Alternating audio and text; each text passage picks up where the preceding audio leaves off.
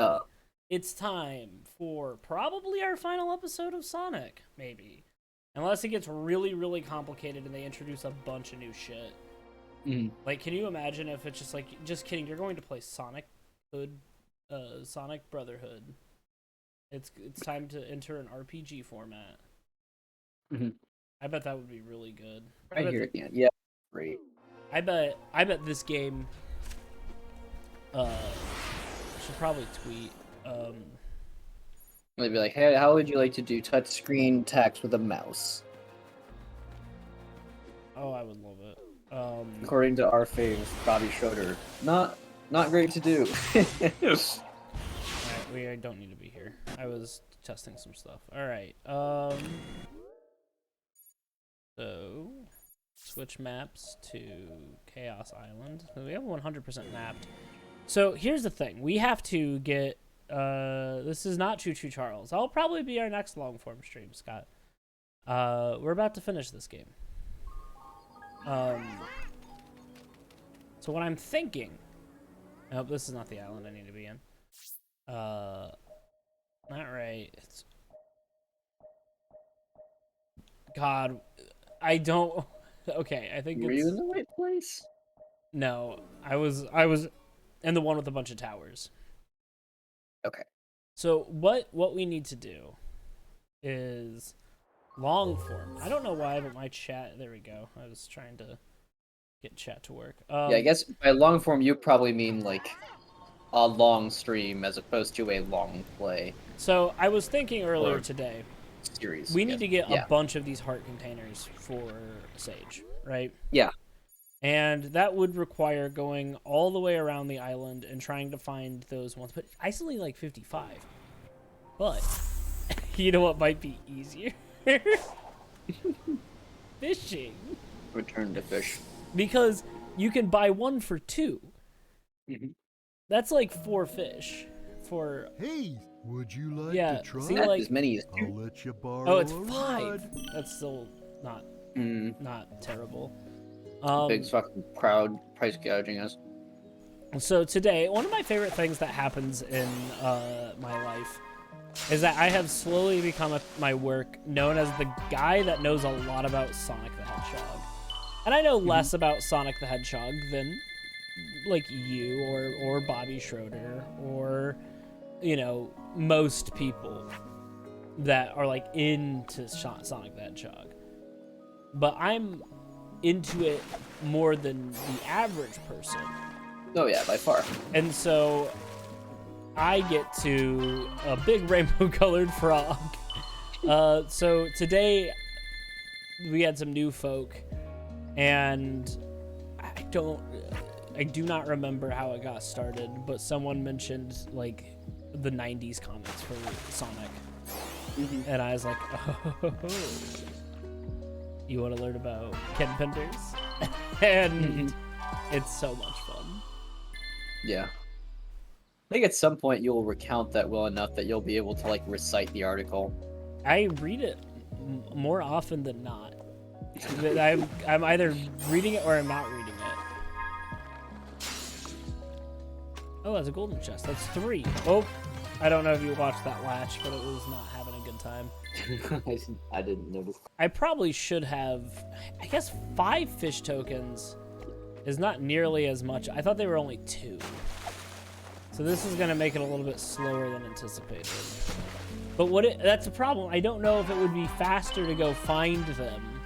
Because you can only find like 1 or like maybe a couple if you find like the big, I don't know. 55 is a ton. No, you said we have to get 55 hearts, right? And it's Yeah.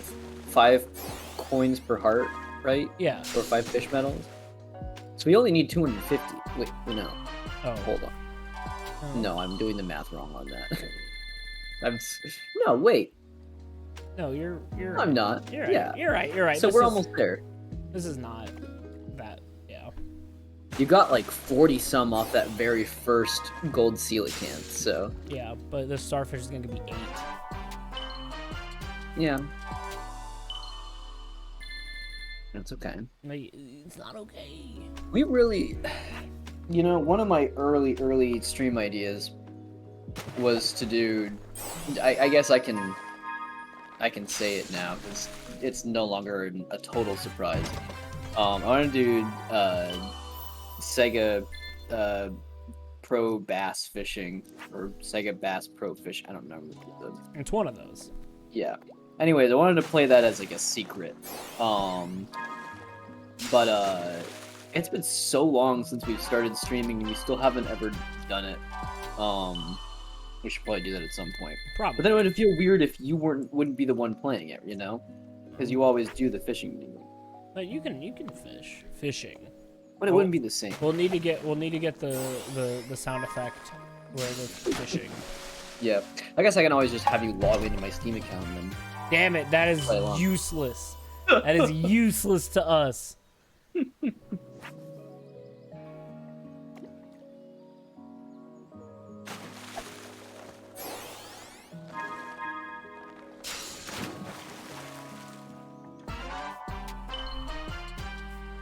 That is not useless. Alright, let's buy this nonsense.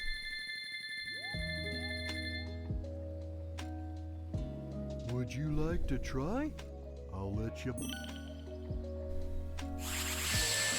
I like it's like Sage is probably thinking like, I have things to say, but I don't know if I trust the hedgehog well enough to save him. And Sonic goes fishing and comes back just like, okay, now's the time.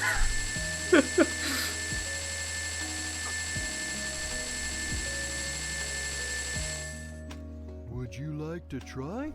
There you I'll go. let you borrow.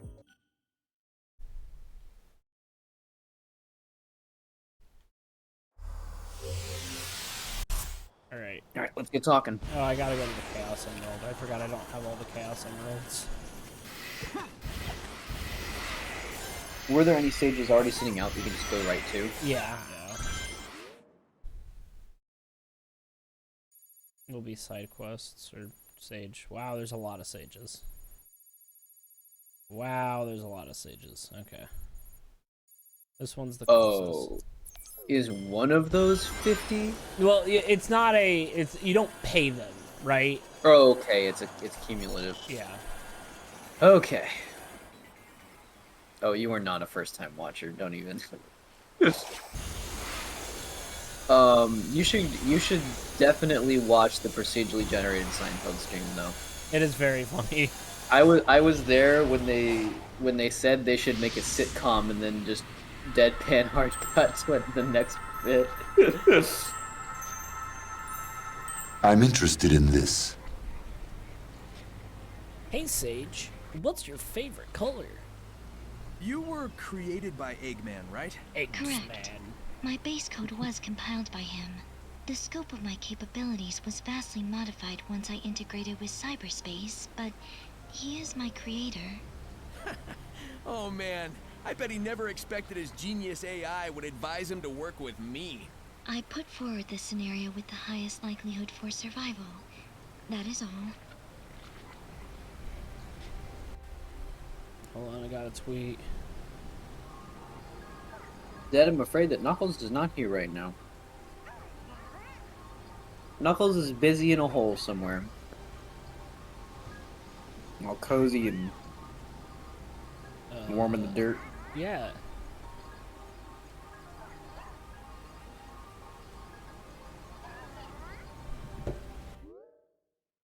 Knuckles sees a good old hole and he goes, man, I've got to stop. Yeah. Gotta stop. Alright, I need to get to the top of this tower. In Super Lesbian Animal RPG, they have an enemy called a hole hound. Which is just, it's like a little like, dog monster thing that's like poking its head out of a hole. But then a little later, you find mobile hole hounds, which are a walking like pair of pants with the hole hound sticking out of the place where you put the pants on. That's pretty good. So it's able to walk around, but it still has the hole that it comes out of. It can still hide in the hole. It's pretty good. I need to play Super Lesbian Animal RPG. Good. I need to advance in that game. I've only completed the first chapter. More like first gay chapter of my fucking You are correct. 100% correct. Okay, but for real, do you think Knuckles sleeps in a hole? Where do you think Knuckles sleeps? He sleeps in his cave on Angel Island, monitoring it with his security cameras that he got from his dad. Okay, I'm not talking about Archie Knuckles. I'm talking about our boy Knuckles. This Knuckles, he sleeps in a hammock. Yeah, I think so. He's like, man, oh man, I really want to sleep in a hammock. Oh, I need 15 more! What? Zed said he sleeps with Sonic's mom. You've seen Sonic's mom in something, right? She's in the comics, yeah. Okay. Question. What's her name? Is this Mom the Knuckles that chuckles? Mom the Hedgehog. This would not be the Knuckles that chuckles. Sonic's mom's name, I don't know. Let's find out together. Archie. Ooh, sleeps with Sonic's mom. Ooh. I know Uncle Chuck, but Wait, Sonic's uncle's name is Chuck. yes. Bernadette If I Hedgehog, understood the mother those of Sonic the visions Hedgehog, correctly, and the wife the of Jules ancients came Hedgehog. from space, right? And they were wearing things that looked like the Coco, but they didn't seem, I don't know, alive. Do you know what the Coco really are? They originated as lucky charms for the ancients. They were never designed to contain their data, their wills. Yeah, but the Coco I've found do hold the memories of their creators. They also Maybe the hold ancients changed them.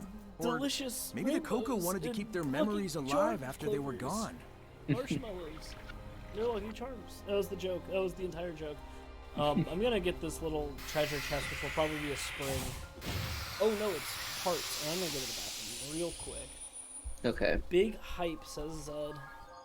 Okay. While Grant, you're going away, I want everyone to know that Sonic's mom has this like, blonde tuft of hair, which is just kind of very funny looking.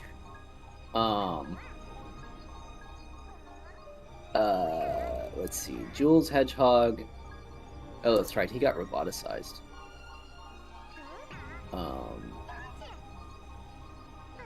Oof. Always funny to see was used in the Sonic the Hedgehog News Network wiki.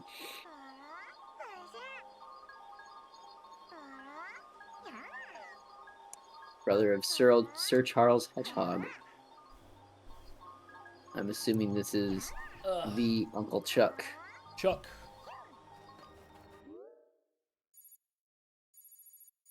Back. Yeah, so Sonic's uncle is Sir Charles Hedgehog, formerly known as Dr. Charles the Hedgehog. LeChunk from Super No, Paper not Mario. A crossover we didn't know we needed. Once the ancients landed on this world, they cultivated the Oh islands fuck, to be Uncle their new Chuck home. invented the This roboticizer. place in particular was meant for prayer and reflection.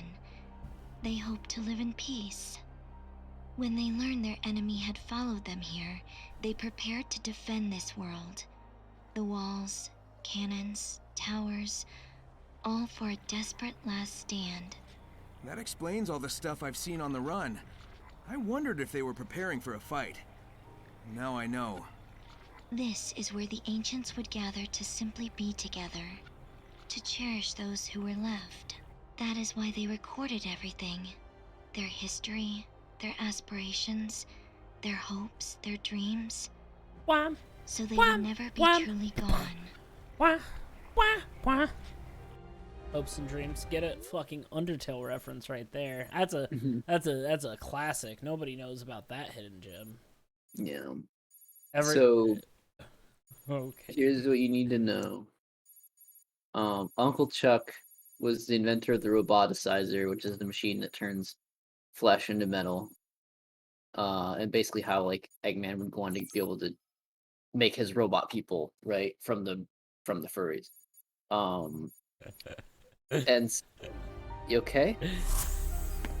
Am I missing something in my little dive here? I just think you just said make robots from the furries. Am I wrong? No, you're not wrong. I'm interested in this. And so,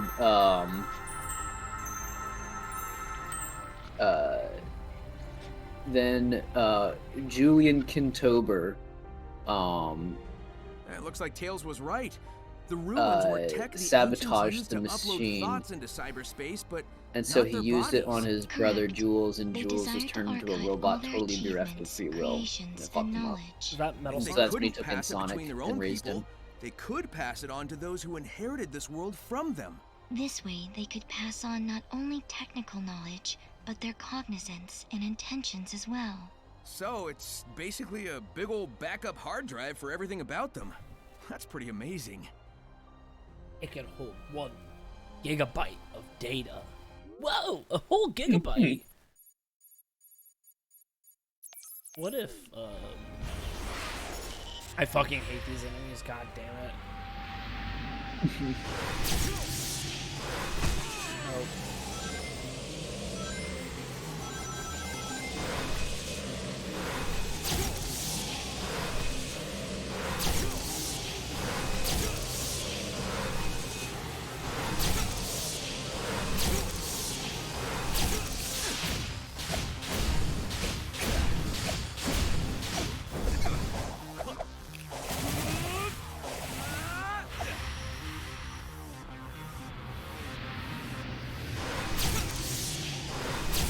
There's a terabyte of hard drive space on them. They can have the full first season of Friends. I did say terabyte. I meant gigabyte.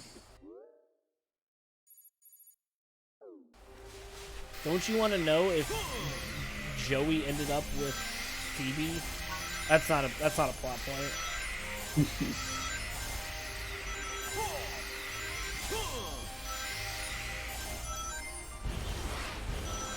Hey, do you want to see Sonic's mom? Sure. I'm gonna send a message to her. There she is. Oh, you sent on Discord? I have to pause and go to it. No, here, I'll send this to the Twitch chat for everyone else to see too. Damn, they were really like, we're gonna make Sonic's mom a fucking punk rocker from the 1990s. Alright, everybody, here we go. Smasher. Number 7 on our list is Vanilla the Rabbit, Cream's mom. She is very pretty and roughly the size of a regular human mother. I do have an 808 now. I'm interested in this.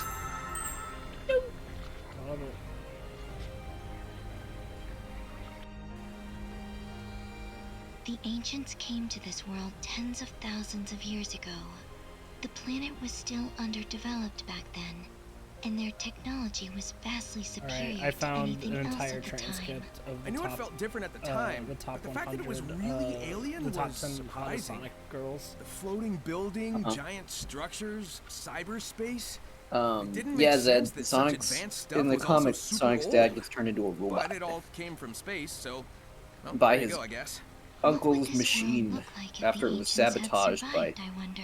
one of Under different circumstances, I would Eggman's enjoy running the simulations. relatives, I think.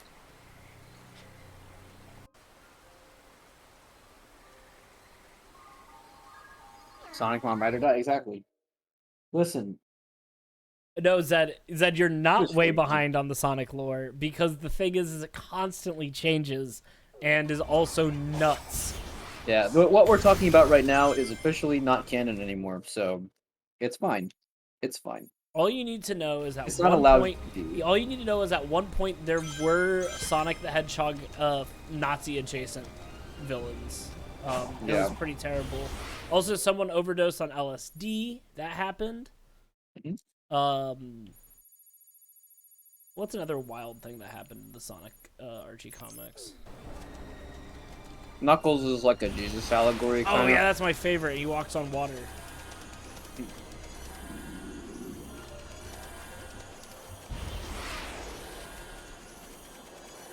We can always link again the thanks Ken Pender's article Mhm.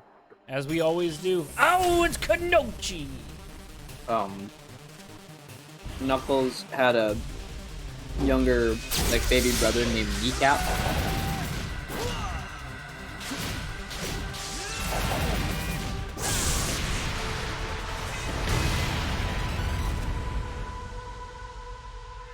Alright. Tails beats the shit out of Sonic for being a monarchist. Yeah, here we go. There's the article again. There it is. If you ever want to read the wildest shit. You know what? We could do a little challenge here. We could see if I finish the article faster than you finish the game. But then we can't. Oh my god, I literally didn't press a single button. I went to go talk to Sage and she's like, fuck you. I'm interested in this. You can start reading it. I mean, it's a fucking great article. I love listening to it. I'll try to break for these cutscenes so they can still breathe. Yeah, no, I get you. Yo, so did cyberspace actually interact with my brain? It was designed to catalog neural networks, among other things. So yes. Alright, hear me out. Do you think all those locations I visited were pulled from my memories? That is plausible. It imported the data of your memories and applied it to your surroundings, so you could comprehend them. Maybe that gave me the edge I needed to escape each time. I was covering familiar ground. He Go said the me. thing. He said familiar It's familiar. territory. He said our show and did not use a synonym. All right. You can start reading if you want, or you can just read. You can just get the highlights too. No, I would. If you want me to read the article, I can, but I don't necessarily want to do that if you just want to generally talk on the stream. I mean, it's a good conversation starter. You can read some shit, and we'll stop and talk. Okay, yeah, but if you're ever like, all right, Brantley, we're backing out of this, I want to have normal stream time, you just let me know. I also need to sort of sideline this so that I can still take a look at chat, so... Oh yeah, Sonu the Bog Hog. They live in a bog. They never heard of a hedge before. So, Oh, you know there's a I've got character, satellite maps today, but Rob I don't O. think they the can compete Hedge. with direct brain In Sonic the downloads. Hedgehog is I Robin can roll Hood. with it now that I know it's That's alien pretty tech, good. but it's still a bit weird to me. Like, why are the villages missing when everything else is so detailed? The ancients had a difficult time adapting to this world, adjusting to the new flora and fauna, dealing with technological incompatibilities. Their settlements were under constant revision. The map was designed for a universal knowledge of the islands and their facilities. I guess that makes sense. And it's probably a good idea to limit the info to make sure whoever can access it can be trusted first. Aren't you happy this is the way things are, game player? Looks into the camera. Doesn't it make sense? Looks into the camera. Does not stop staring at the camera. Yeah, they give Sonic a constant camera lock like they do with Mickey Mouse's ears. So he's just always looking at the camera. You know, if they ever make another Bubsy game, that should be a feature. He just never stops looking into the camera. I just don't think they can match Bubsy's visits. What's the- Oh, yeah, Bubsy visits the James Turrell retrospective. Yeah.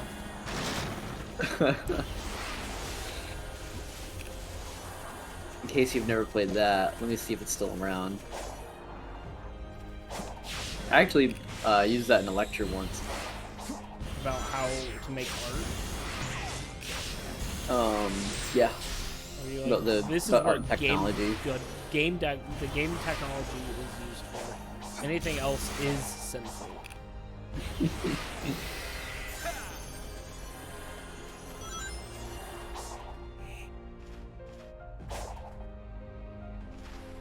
Bye, Sonic. Farewell.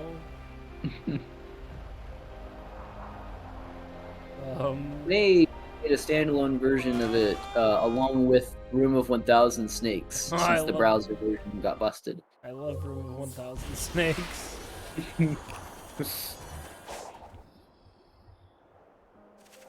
Sage. I'm interested in this. Yeah, I think the problem is this would have been a really good thing to do when we were like grinding up and finishing like maps and stuff. But since we already did, we're just going cutscene to cutscene. So I'm we so used to using the Chaos Emeralds, it's kind of hard to accept they're from space. Yes, they were central to the ancients' power and native to their world. They are the only things that can awaken all the functions on the island, and were taken away with the last survivors to another land. Without the Emerald's power, the island's functions eventually shut down. That is why I drew them here. I hope to use the ancients' technology to stop the emergence of their old foe. Can't wait for this info to be retconned. Yeah, we'll see. We'll see. They've brought so much stuff in here as it is. They might hold on to it for a while. Tell you what, for anyone who has not read the Thanks Ken Penders article, I'm going to read out kind of the intro paragraphs. I guess I still have to get the Chaos Emerald, so you can read some. Okay, but I'll pause for whenever we have a Sage scene. For years now, former Archie Sonic writer Ken Penders has been most well known for his legal battles with Archie and Sega, in which he acquired the rights to his characters and stories. Among dedicated Sonic fans, he's also known for his bad tweets and strange art style. You know what doesn't come up as often? The actual content of his stories. Sure, everyone knows vaguely the Archie comics are weird, and it's easy to find goofy, out-of-context panels, but that's only skimming the surface. What's up with the bizarre recurring themes in his stories? The obsession with asshole dads, the weird attempts at mature themes, dingo firing squads, executing civilians, a cartoon bee dying from eating an LSD-laced chili dog, distasteful allusions to the Holocaust, implications that teenage Sonic characters were having sex off-screen. Why did any of this happen? Few can answer this because few want to analyze over 100 issues of mediocre furry soap opera comics with bad politics. I mean, there's no shortage of good Sonic comics you could read instead. Who'd be stupid enough to do that? Me. My name is Bobby Schroeder, and I'm stupid enough. I'm not Bobby Schroeder, I'm Brantley, but I'm reading out the voice of the article. 5 years ago, I started a blog to archive my journey through Archie Sonic. I jokingly gave it the name Thanks Ken Penders. Now in 2019, I finally finished reading every issue the man ever wrote for Sonic the Hedgehog and its spin-offs. To close out this first leg of my journey, I'd like to take some time to summarize what the fuck is up with Ken Penders' bizarre Sonic comics. I expected them to be weird. I did not expect them to be this weird. So, compared to the other writers on the series, what did Penders actually bring to the table with Archie Sonic? Then the actual article goes on from there. Let me go ahead and snack on a little something here before I continue. Getting a little taste of food, eating a bite, having a little munchie. Yeah. Stuffing sugar in my face. Keep me going.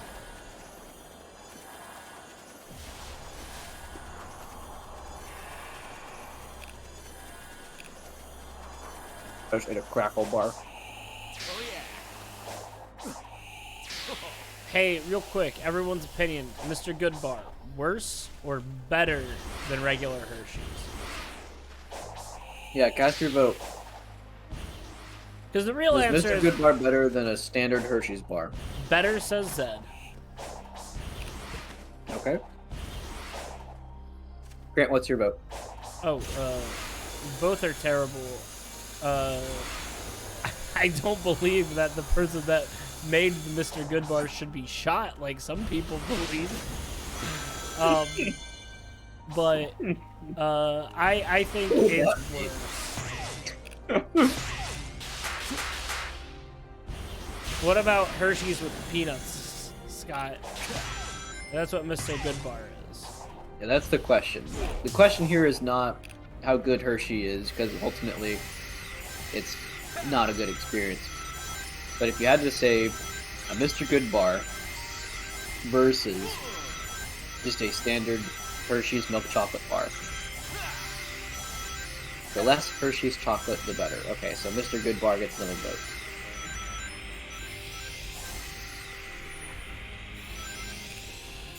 If you make a heart, do you get a heart token? I don't believe so. Look, you can draw sage.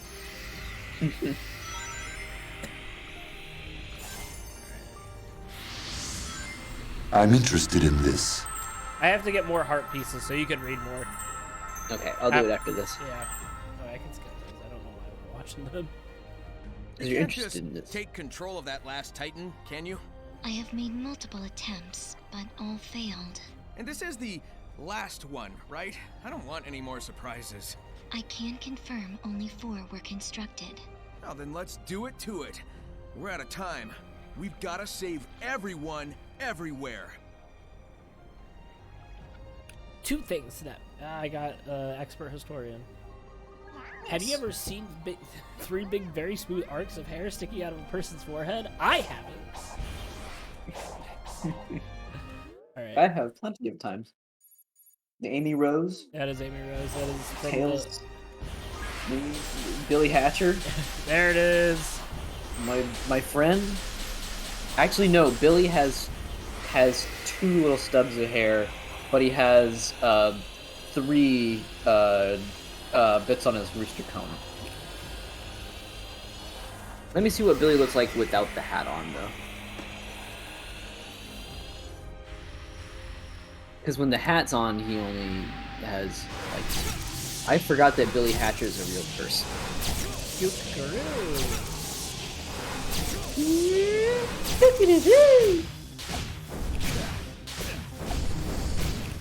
Yeah, when he has the helmet on, he only has 2 tufts of hair. Let's see... Oh. The music in Billy Hatcher is really good. Clown music. Great. It really just sounds like whoever was making the music is just having a fucking blast, you know? They just had this synthesizer and they're just like, we're gonna They use... switched to sound effects version. It's like, alright, here's like a cymbal crash, here's a fucking, like, cartoon bonk, here's like literally anything Here's a that makes a single noise. fart noise. Here's a church bell. I love music with sounds. All music is sounds.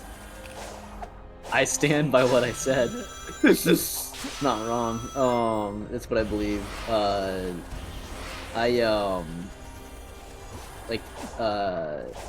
was recently shown the soundtrack to Frogger He's Back on the PlayStation 1. Or it might be He's Back Frogger, I don't remember. Either way, that's a game that's got like jaunty sound effects used for like the rhythm, you know? Yeah. So like they'll do rivets and beat and stuff and little like fart sounds and goofy things like that. Crash Twinsanity, I'm pretty sure is a terrible game, but the music is it overflows from being bad into good for me. But it's in that same vein of like stupid sound effects put to rhythm, and it's very catchy and it's very goofy, and I really like it.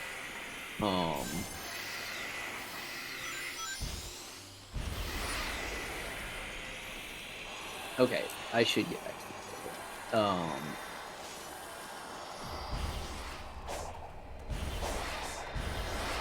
Okay, so continuity and lore. The earliest Archie Sonic issues were written primarily by Michael Gallagher, who also did a lot of weird and distasteful shit, but that's another post. And they focused almost exclusively on gags, puns, and fourth wall breaks. Due to the themes of the source material, the comics also occasionally had a slight satirical edge when it came to environmental issues. It was entertaining enough, and a lot of fans look back on those comics fondly, but there wasn't much to sink your teeth into if you preferred the much more serious tone of the Saturday morning cartoon, Sat AM, Sonic the Hedgehog, AM, that inspired the comics in the first place. I mean, this was a story about an evil dictator, Robotnik, taking over the world and turning the populace into robot slaves, leaving a small band of teenage rebels, Sonic, Princess Sally, and the other freedom fighters, to stop them. But most of the early comics were like this, and then it shows an image of our favorite Sonic the Bog Hog, or sorry, Sonic the Bog Hog. Sonic says, "Holy evolution, who are you?" He says, "Ice Age out, I'm Sonic the Bog Hog."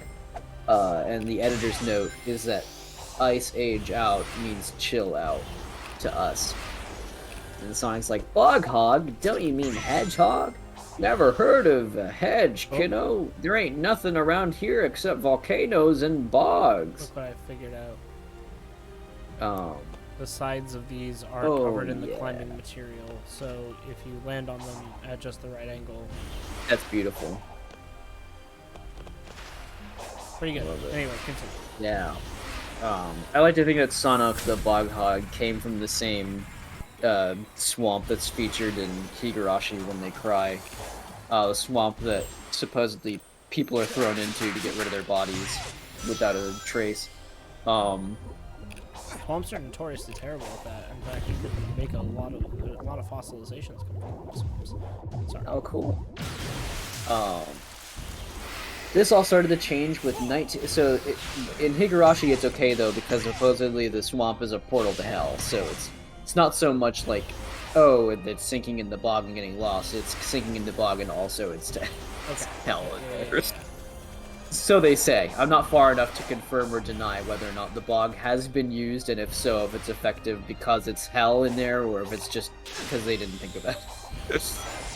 Okay. This all started to change with 1994's Sonic number 11, when writer and sometimes penciler, inker, colorist, letterer, etc. Ken Penders came on board with temporary creative partner Mike Kantorich. When they tried to tell sillier Gallagher-style stories at first with mixed results, they almost actually did a Mario parody. It didn't take long for Penders to push for more serious, serialized structure as he became one of the most influential contributors on the series. I should make it clear up front, however, that Penders was never the only writer on the series.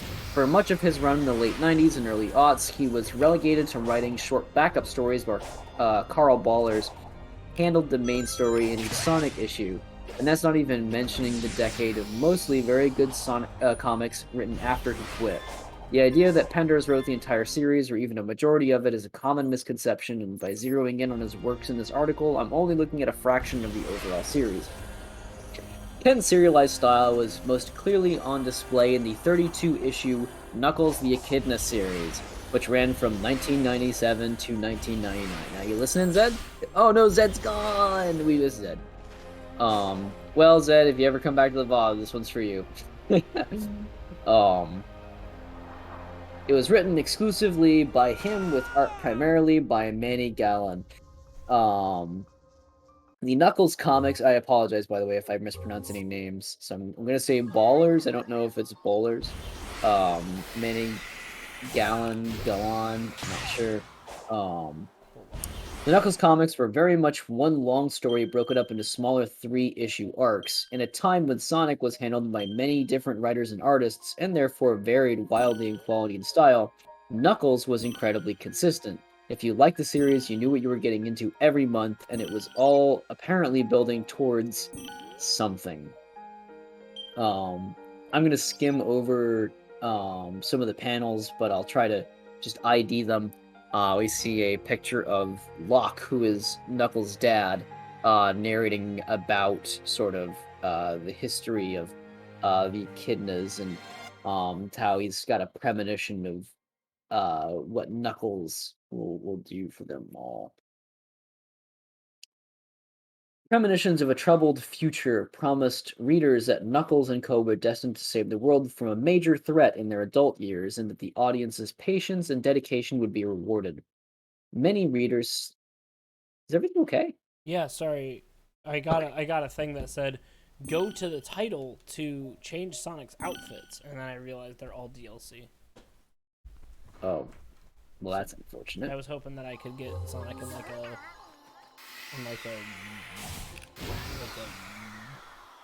Hawaiian shirt. Anyway, continue. So, back to it. I gotta take my times back. I've fallen off this cliff so many times. So long. Many readers stuck with it month after month, wanting to see what Ken had been building towards, but in hindsight, many of his most hyped ideas, such as the Chaos Knuckles arc, Mobius 25 years later, etc., ended up being total duds that massively disappointed a lot of longtime readers.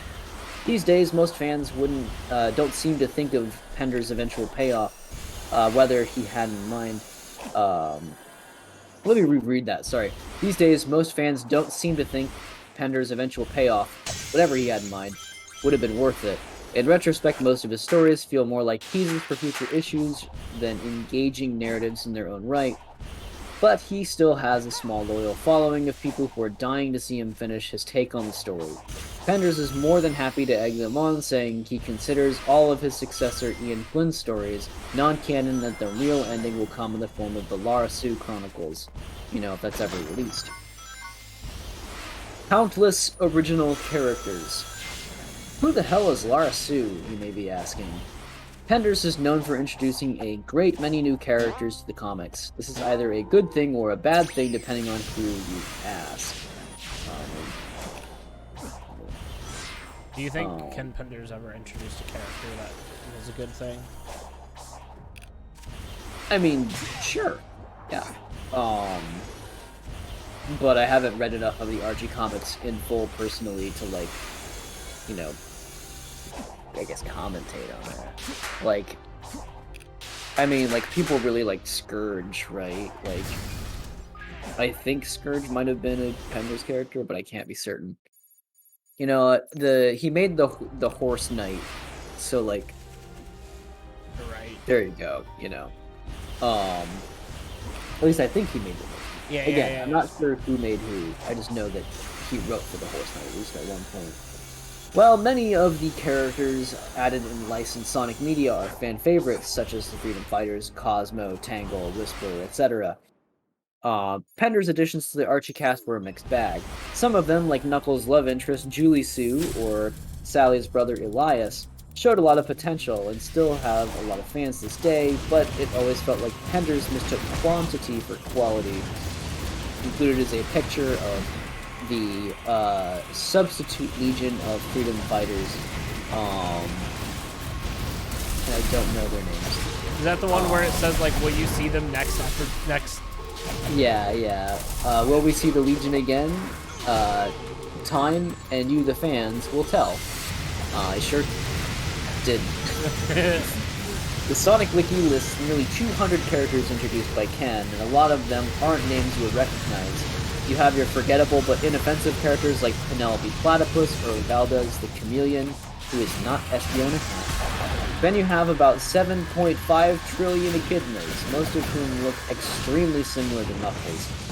And then you've got the downright bizarre characters like Charmy's butler, Jeepers the Bee, who looks like an absolutely wasted John Adams cosplayer.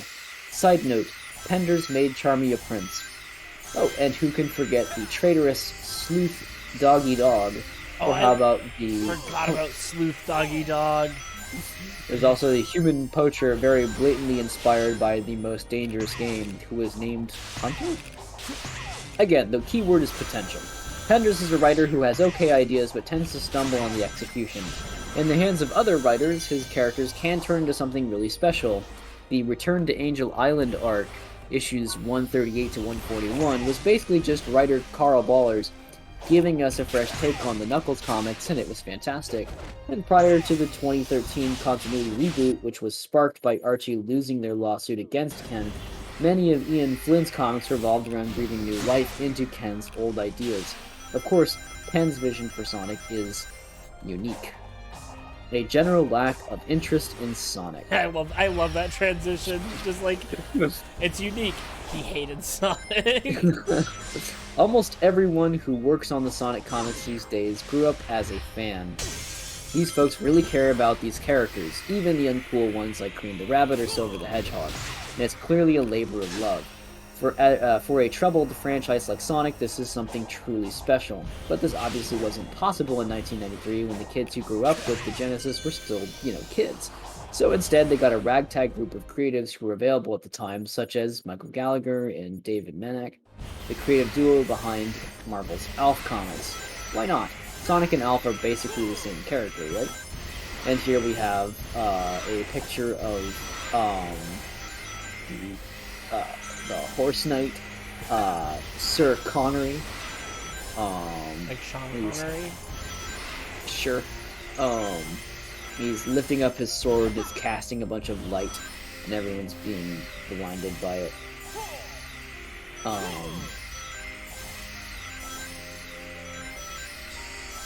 Penders ended up working on Sonic by mere happenstance. It was a gig that was hiring, and he happened to know a guy. But because Penders was the first writer at Archie to really give a shit about lore, he got to steer things in a direction he personally preferred.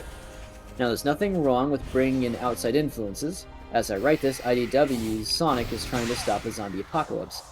But Ken's tastes are very narrow. Star Trek, the works of Jack Kirby, Dungeons & Dragons style fantasy, that sort of thing. He's very much your typical nerdy baby boomer. So in the 90s and early 2000s, you had this hip and trendy video game franchise for kids known for its use of pop, rock, and rap music, and the comic adaptation read like a bizarre Silver Age comic or a D&D campaign. For a fun bit of tonal dissonance, try listening to this classic Sonic CD track while reading those panels with the sword horse. And that's not me saying sword hairs there, that's actually in the article. The perfect example of how Ken's vision was for Sonic, he wanted to make Sonic's birth name Ogilvy Maurice Hedgehog. Why not stick closer to the content of the games? Well, in the 90s, there were only a handful of Sonic games, and they didn't exactly have a ton of story content to build off of. But Penders didn't really play the Sonic games. He saw Sonic as a comic and a cartoon character first and foremost, with the game simply as a starting point. To survive in the long run, he argued the comics needed to expand past the confines of the games, to forge their own path, and this is true to a certain extent. But as time went on, Ken's vision only veered further and further from the things people liked about Sonic in the first place, and when Sega's vision clashed with his own, he tended to ignore it the best he could. You might get a story here or there directly tying into the new game, and new game characters would join the cast, but it'd usually be right back to business as usual afterwards. For that matter, he also didn't read the other writers' stories. One of the most infamous displays of this disconnect with the games is seen in the Sonic Live special. In it, Ken's actual son and niece are subbed into the TV to go on an adventure with Sonic. They don't really end up helping, and Sonic almost gets them killed along the way. In the live-action opening, which was shot by Ken himself, they're supposed to be playing an unspecified Sonic game, except instead his son is just holding a TV remote sideways while staring at a blank screen. In an effort to move the comics into a new territory, Penders also tried to kill off Robotnik multiple times. He wanted to replace him with his own original villains like the Dark Legion and Dr. Droid, who basically served the same purpose, but this never worked out for obvious reasons. The thing is, he actually did kill Robotnik. This happened in 1997's Sonic number 50, at the climax of the Endgame arc. This was envisioned as potentially being the series finale, so Robotnik dying would have made sense. But then the comics kept going. Ken argued that Robotnik should stay dead. Comic book heroes almost never fought the same villain every issue, and he thought Sonic needed new foes. Robotnik remained out of the series until Sonic number 75, shortly before the adaptation of Sonic Adventure, which necessitated having Robotnik around, in which writer Carl Ballers brought in an alternate universe counterpart, Robo-Robotnik, who Penders had previously introduced. The fandom has always speculated that Robotnik was revived in this way to avoid pissing off Ken. This incarnation ended up sticking around for the rest of the series, while the Robotnik in the first... came out of nowhere! No, that's Metal Robotnik. Sorry, you're right. But he did come out of nowhere. This incarnation ended up sticking around for the rest of the series, while the Robotnik of the first 50 issues mostly stayed dead. Because of this, the classic Robotnik and the modern Eggman are technically two separate characters in the Archie comics. Side note, that new villain Penders wanted to introduce, Dr. Ian Droid, he was introduced in a crossover between Sonic and several extremely adult-oriented image comic properties like Spawn and Savage Dragon. Penders also used the special as a backdoor pilot for his own image series, The Lost Ones, which lasted one issue. Truly is a lost one. That was a Brantley comment right there. You know what he seemed to dislike more than writing Robotnik, though? Writing teenagers, which is kind of a problem in a series about teenagers. We had story after story about how Sonic and Co. should just listen to their elders and how they'll grow up someday to be just like their parents and how naive, rebellious kids of their own who they won't understand. We had characters talking down to Sonic for being a teenager, even though the games and most other Sonic media tended not to draw much attention to his age. The writing for the teenage cast frequently devolved into trite, out-of-touch soap opera drama about those crazy teens and their hormones. The adults in their lives, meanwhile, could practically do no wrong. Most of Ken's pet characters were adults. Knuckles' dad, Sally's dad, Geoffrey St. John, Hershey the cat, Dr. Quack, Harry the cab driver. The preference was obvious.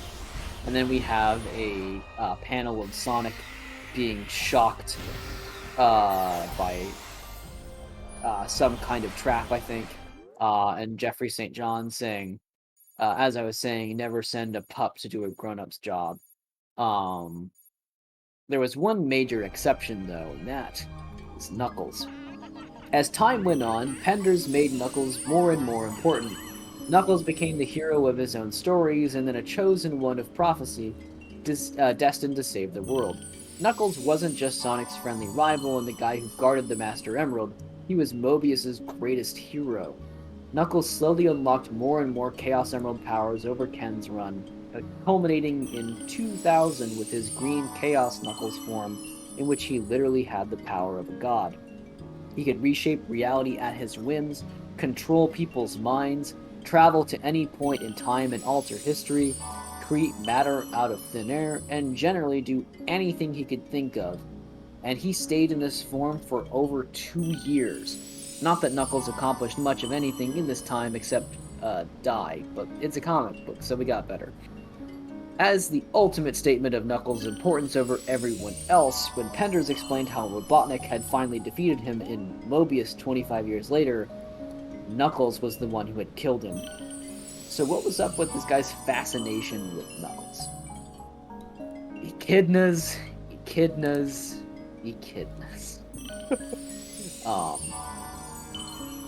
Let me take a short snack break. I'm going to raise the ring capacity all the way. I know that's not exactly like the most thrilling thing we can do, but I mean, like, we might as well. We're here. We're Sonic Frontiers.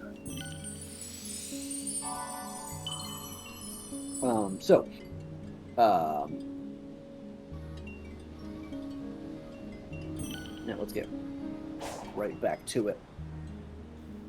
Oh, sorry, I gotta close some unneeded tabs. Bernadette the Hedgehog can now go away. So, this section starts with a Knuckles family tree that you were invited to fill out. Yes, please post it. It's fucking so good. I hope this is someone's, like, phone background. Oh, whoops, looks like it didn't, the hyperlink didn't link properly, but if you copy the whole thing, it goes. Alright. You know what? I'm gonna count how many names there are that you're supposed to fill in. 1, 2, 3, 4, 5, 6, 7, 8, 9, 10, 11, 12, 13, 14, 15, 16, 17, 18, 19, 20, 21, 22, 23, 24, 25, 26, 27, 28, 29, 30, 31, 32, 33, 34, 35, 36 names. That's more people Characters. than I know in my family, I think. Like, I'm trying to think of, like, I think that's more people than I know. Yeah. There are a few factors that led to the proliferation of echidnas in Ken's comics, but it's mostly a matter of coincidence. For one, Knuckles instantly became a fan favorite, so Archie naturally wanted more stories about him. Ken's desire to make his mark on the lore of Angel Island and the Echidna race meant that it didn't take long for Archie to give him near complete control over the character in their comics. Sega apparently also let him do basically whatever he wanted with Knuckles, whereas pitches for Sonic-centric stories faced much more scrutiny. So it didn't take long for Ken to start dumping all of his ideas into Knuckles stories. Really, with little established canon to worry about at the time, Angel Island was just this perfect little isolated part of the world, where Penders could tell his own original story that, deep down, had little to do with the Sonic franchise. To kick things off, Penders established that Knuckles was guarding Angel Island because he was the latest member of the Brotherhood of Guardians, a role passed down from father to son for generations. Knuckles had exactly one female ancestor who served as a guardian, but we barely ever saw her because of course we didn't. We have this great little graphic showing a series of Knuckles heads eventually leading to Knuckles in Heritage, and they sure look similar.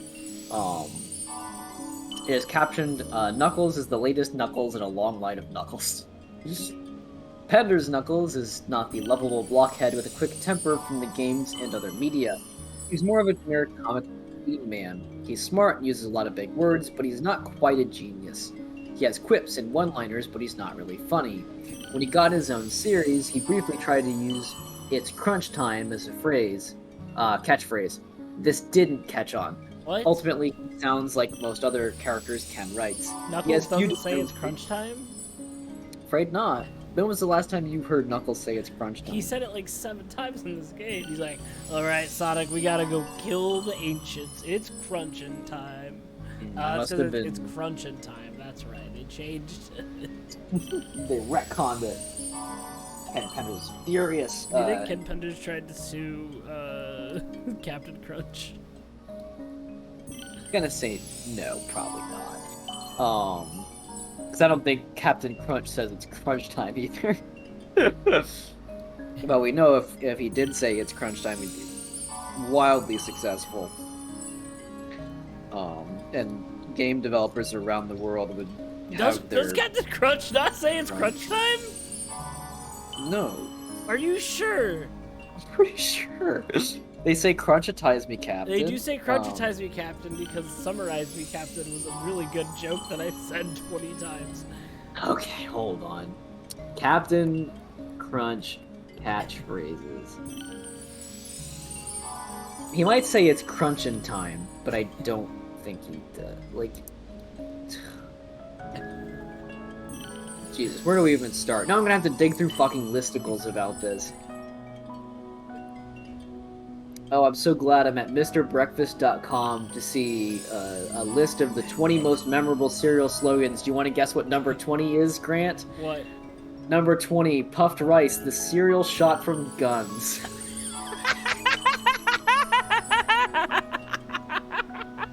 Are you fucking kidding me? Look, if MrBreakfast.com is to be believed, then no, I'm not kidding. The cereal shot from guns? Yeah. Why did they... Fuck! How can you fucking imagine being like the guy in like the 1960s coming up with some fucking slogan for this so puffed fucking rice? And like, alright, what do we want to call this? What do we want to say it? Oh, it's a rice meal to have, you know, like nice, ha ha ha. And then just this guy in the background said, it's the cereal shot from guns. And then he got a promotion. Well, you think about it, a gun then is like, it's technology, right? High tech. Yeah, but like guns are old as hell. That's really good. That's really good. The granddaddy of cereal slogans is for Quaker puffed rice. The cereal was actually made using a process that resembles shooting rice from a gun.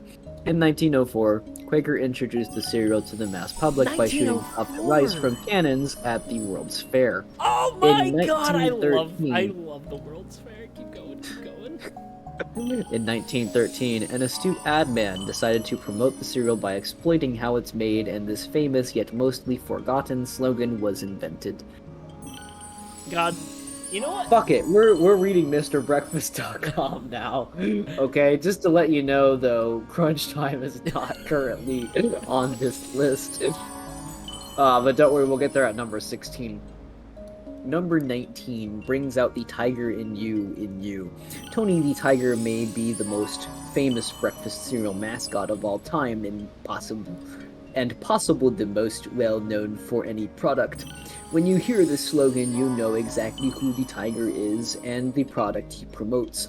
Most people automatically hear the musical jingle in their head. It's a triple whammy. You might say it's grr. Keep reading.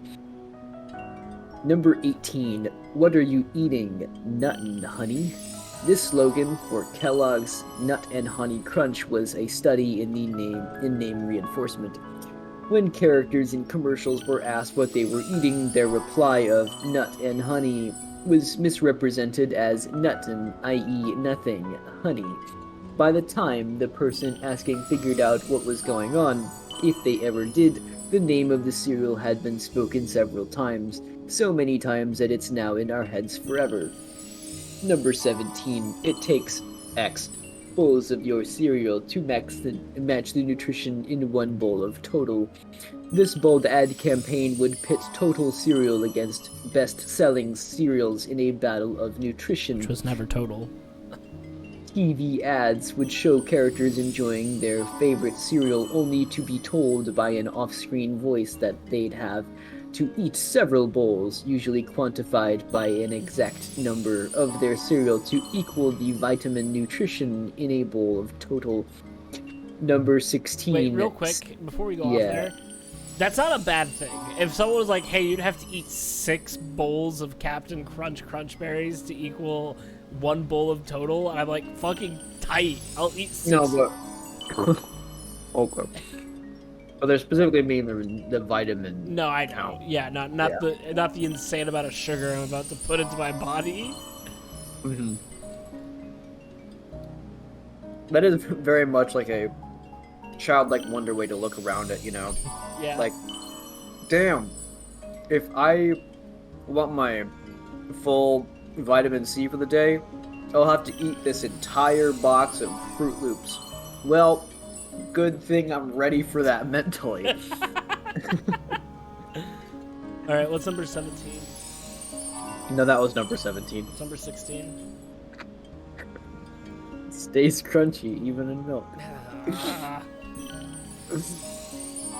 Oh, what's that? Are you disappointed? Yeah, it's not crunch time? Yes, I'm a little disappointed. When Captain Crunch cereal was introduced in 1963, the idea of a crunchy breakfast cereal was fairly new.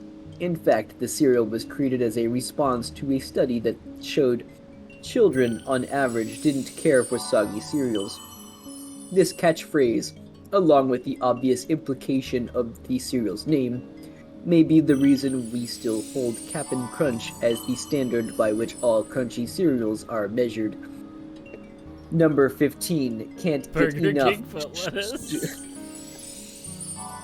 Number 15, can't get enough Super Sugar Crisp. This one-line jingle for Super Sugar Crisp was delivered with the cool, assured swagger by the cereal's mascot, Sugar Bear. The voice of Sugar Bear was inspired by crooner and actor Dean Martin. Super Sugar Crisp was originally called Sugar Crisp. During that time, the slogan went, "Can't get enough of that Sugar Crisp." Sorry, Scott. Sephiriah. Number 14. Quisp for Quasi Energy. Early boxes of Quisp cereal claimed it was the vitamin-powered sugary cereal for Quasi Energy. Despite having quite a quirky and creative catchphrase, most people remember this cereal by a visual recognition of its mascot. So That's the wrong "its." They put an apostrophe there, they should not have. fucking angry. A pink alien with a propeller poking out of his head. I really love the editorial creative that the Yeah, no, he definitely that wrote Mr. Breakfast himself put in there. Yeah, but he forgot to use the right its. What a fucking rookie mistake. It is mascot. Number 13, it's a honey of an O.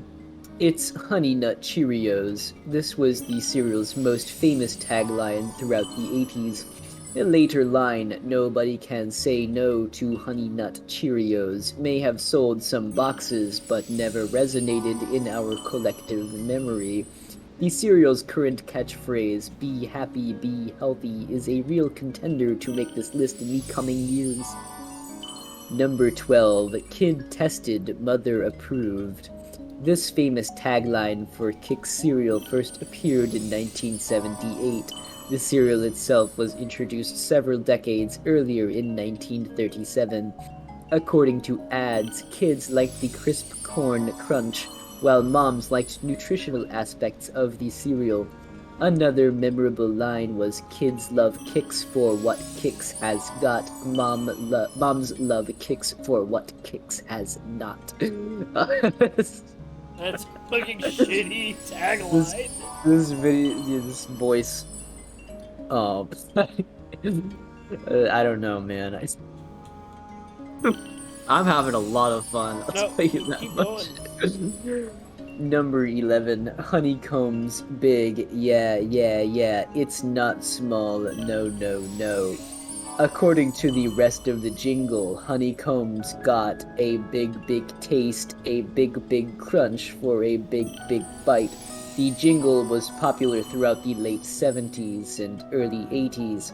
In TV ads, it was often sung by kids in the Honeycomb Hideout, a plankboard shack where youngsters met to appreciate the size and taste of the cereal. Number 10, 2 scoops of... 2 2 scoops of what, I can't really? think about it. I can't think about how funny it can be. 2 scoops of raisins. I have to become Mr. Breakfast. The idea that Kellogg's Raisin Bran has 2 scoops of raisin in every box, quote unquote, was first hammered into our brains in the late 1960s. It was a far more effective slogan than earlier efforts like the sunniest bran under the sun or cereal. I can't think about it. Kellogg's Raisin Bran first hit store shelves in 1942.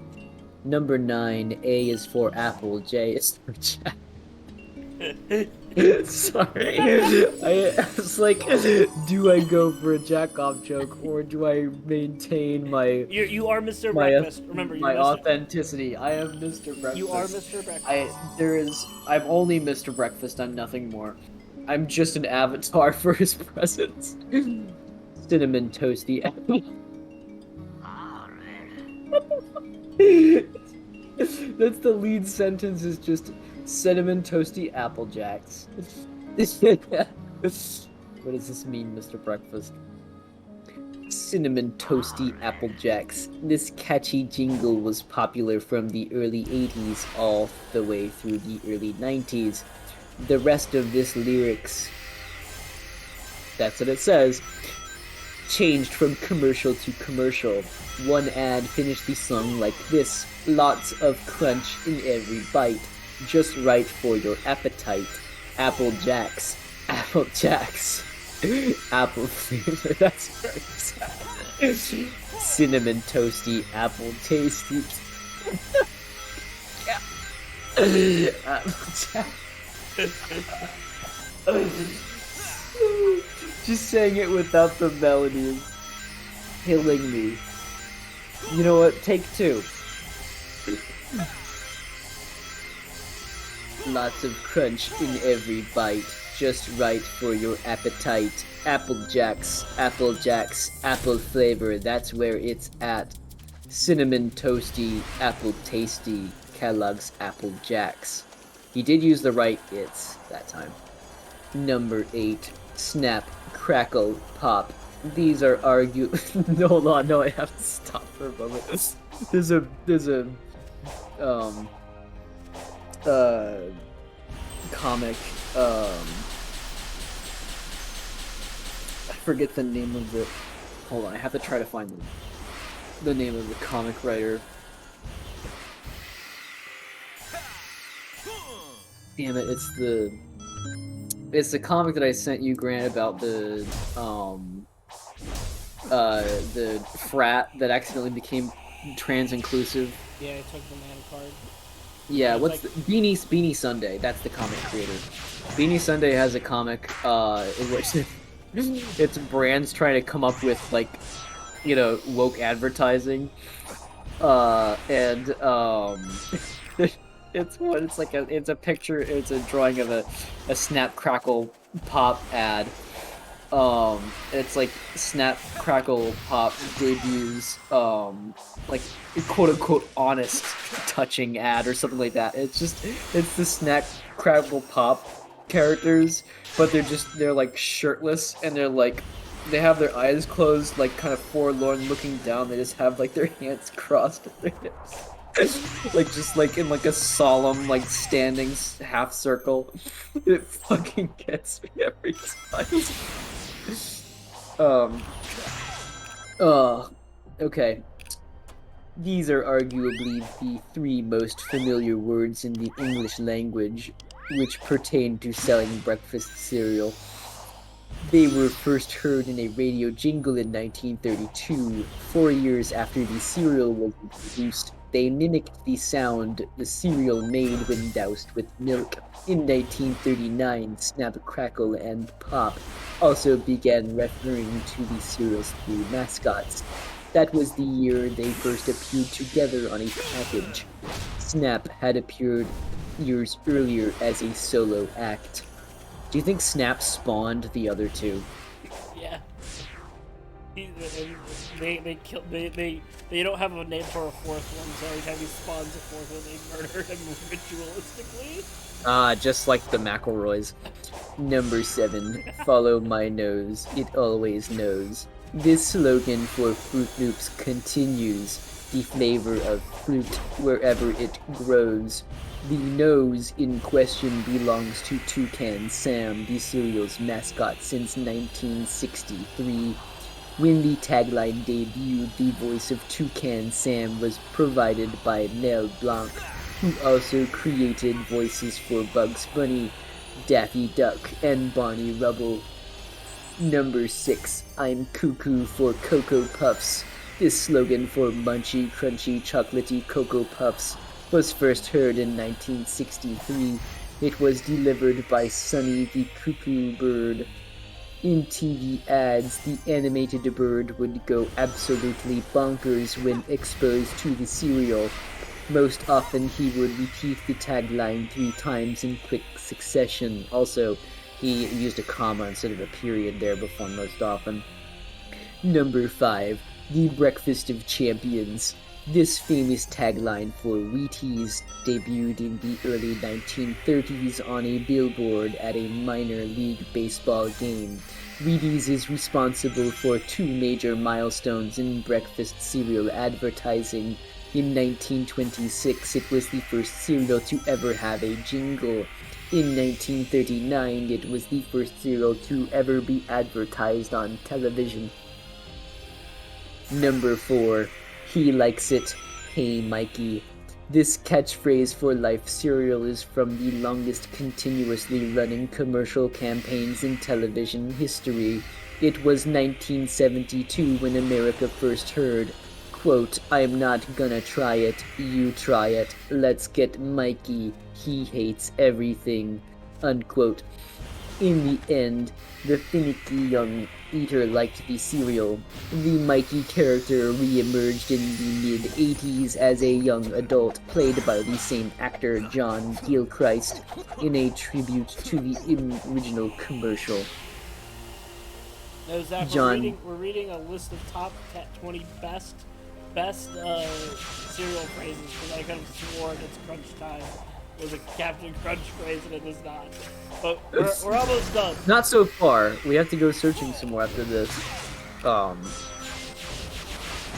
Gilchrist would then go on to ascend. Current positions and whereabouts unknown. That's a Brantley line there. That's not in the article, sadly. Number 3. They're magically delicious. This tagline was part of a short jingle that went, Frosted Lucky Charms, they're magically delicious. It was sung by Lucky the Leprechaun, the cereal's mascot, since the Lucky Charms debuted in 1964. Lucky is responsible for another famous catchphrase, they're always after me, Lucky Charms. I do like the thought that Lucky the Leprechaun here was singing the melody because he is a real person and not a character.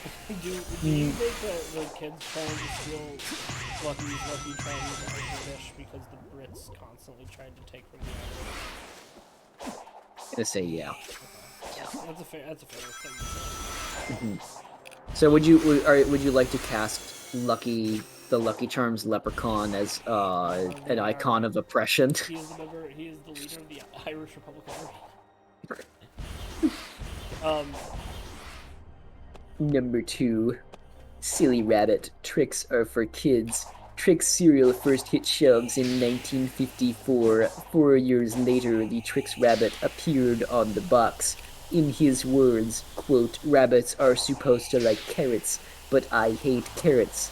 I like Trix, end quote. Unfortunately, every time the rabbit would get close to eating Trix, some kid would appear and say the famous line. In 1980, General Mills ran a promotion asking kids to vote whether or not the rabbit should get to eat Trix. The nation's kids voted in favor of the rabbit. He got to eat one bowl. What? Can you imagine if the Trix Rabbit was real and he was like, God, kids, please, and they're like, they voted, and then they're like, you get one, and he's like, one? Also, I think it's funny that like when given the option, should this person have like not be like bullied, kids are like, of course the fuck not, give him the fucking cereal. Hey, you know the book, The Ones Who Walk Away from Omelas? No, I don't actually. It's a book by Ursula K. Le Guin. You might know the concept. The concept is that these people live in a utopia, Omelas. But the utopia can only exist as long as it has a single child that's taking on like all of the suffering. Oh yeah. Of everyone else. Is the Trix Rabbit? The Trix Rabbit is that kid. Oh my god. He's the Trix Rabbit is the child from Omelas in capitalist society. Hold the fucking phone. Are you ready for number 1? Yeah. Number 1. There, 8. Tony the Tiger has been the mascot for Frosted Flakes cereal since 1952 when it was called Sugar Frosted Flakes. The cereal has had a few memorable taglines over the years, including they bring out the tiger in you and the taste adults have grown to love. But the most popular line by far was Tony's deep-throated, quote, they're not good, they're great.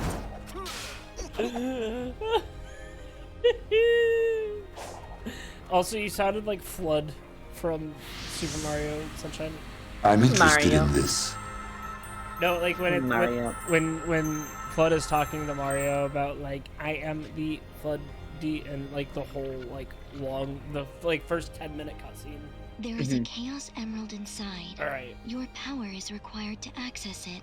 Good First, article You reading. gotta open that door. We're really good at stealing people's Are you content. good with hanging around? Frosted Flakes I was thought on you there were supposed twice. to be looking after Yeah, Eggman while because he it's helps got some hunt down the bangers. animals?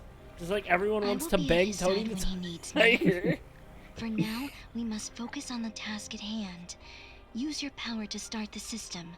Hurry, our time is limited. Am I gonna have to play more Ikaruga?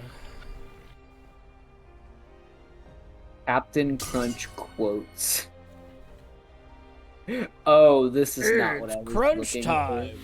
This is like this is an equivalent of like a Pinterest board. There's the third thing that's come up here is a zombie version of Captain Crunch. What does it say? It doesn't say anything on it. There's no quote there. It's just, I think there's like maybe, yeah, there's an artist's signature and website link. What wine goes with Captain Crunch? Thanks, George Carlin. According to this picture someone made, which definitely means he said that. Famous comedian George Carlin. George Carlin couldn't say those things anymore. I died.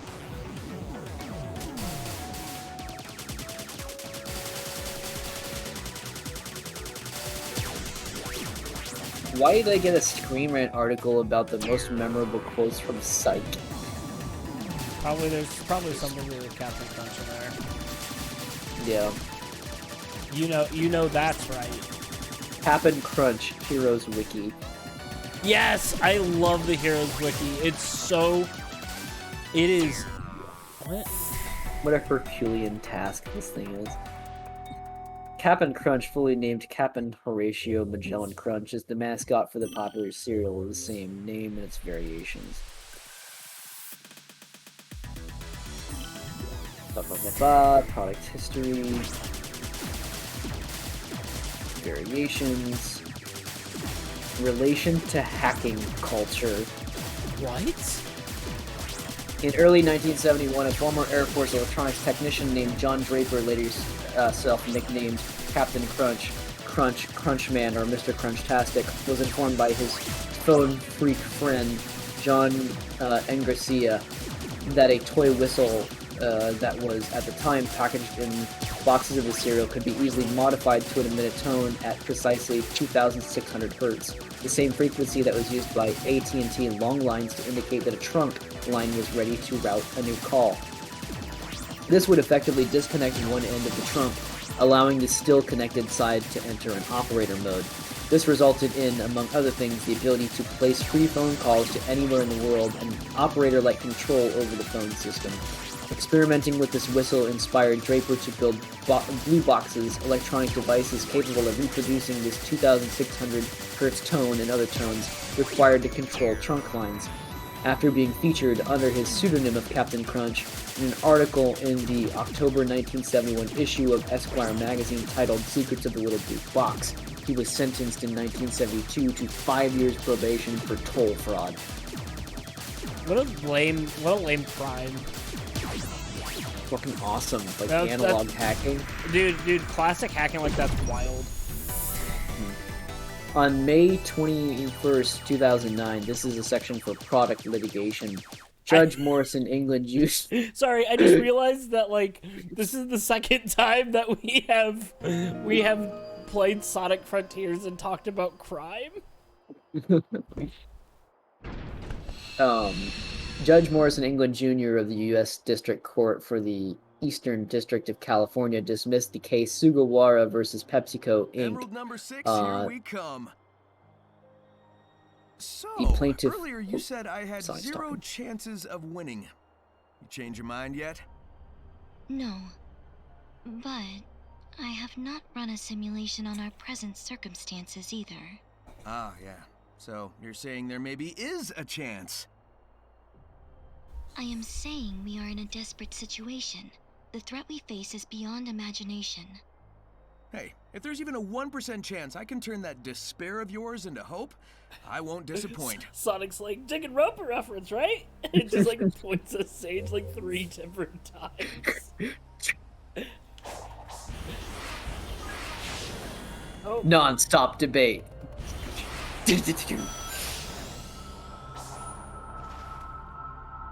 Alright, this is the last Chaos Emerald before I gotta go fight the final Titan. One more. I gotta hurry up. You're wrong! Sonic! I brought you this. It's a machine gun from Shadow the Hedgehog. I wouldn't be caught dead with one of those things. I know. Oh, we got... You're not fast enough, so I found it for you. Go ahead and beat that giant. Oh god, I love when Eggman is in Sonic and do things together. Don't you dare lose it. Now why would I want to disappoint you?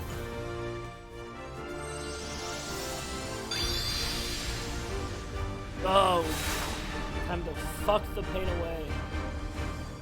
I better finish this fast.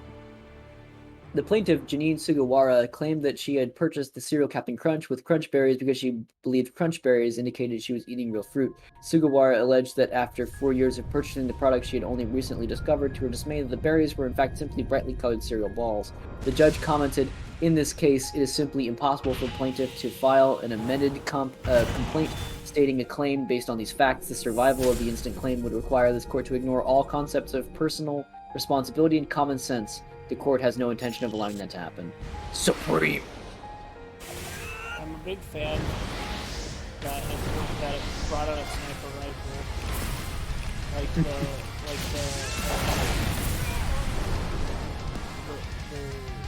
Oh! Oh! Oh, I forgot about parries.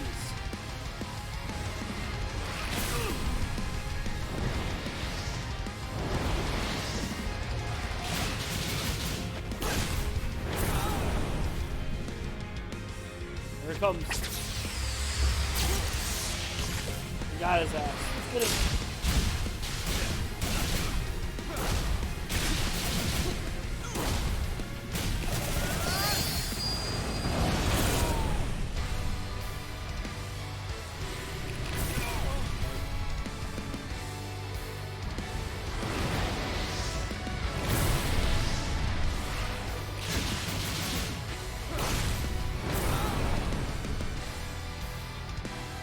He's gonna shoot his laser face. And then he'll punch him in the face.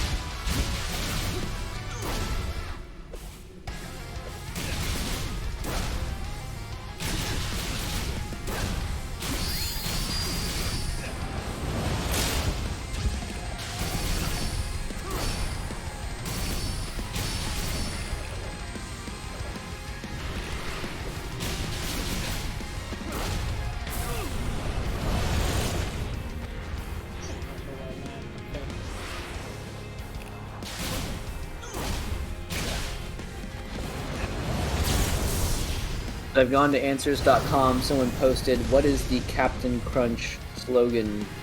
I'm afraid there's not an answer. Listen, you're probably right. It probably is not. It's crunch time. So...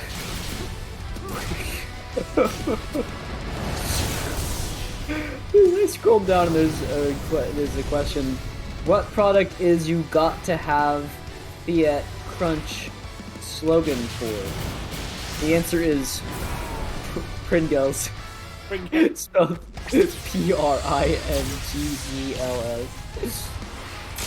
Pringles. I love when people just... What is Captain Crunch real name? Joseph Crunch. What is Captain Crunch? Cereal. Oh. What flavor is Captain Crunch? Captain Crunch has a mixture of brown sugar and cane sugar. Captain Crunch is a sort of fruity flavor. It is a mix of berry flavors.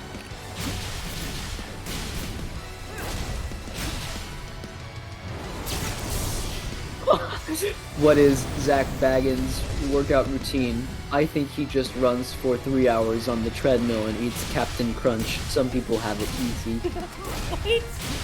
Zach Baggins, the Ghost Hunter?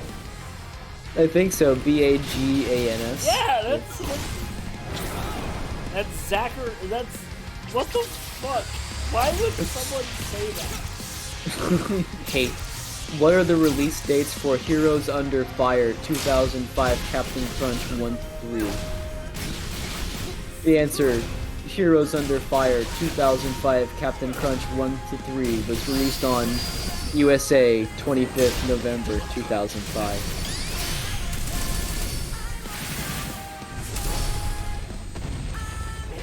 How's the boss fight going? I haven't checked in a while. It's very easy. I do not think that they want it, like... Is this the victory lap boss? Yeah. I don't know if this. I don't think this is the last boss. I think we're gonna fight probably some amalgamation of the different gods that Sonic and Koopa did.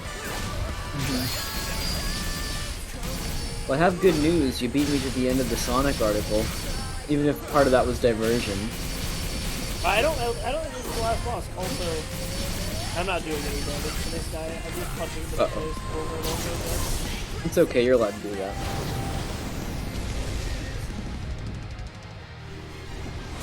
I still can't believe that in 1904 someone came up with the phrase that the cereal can shoot out of a gun.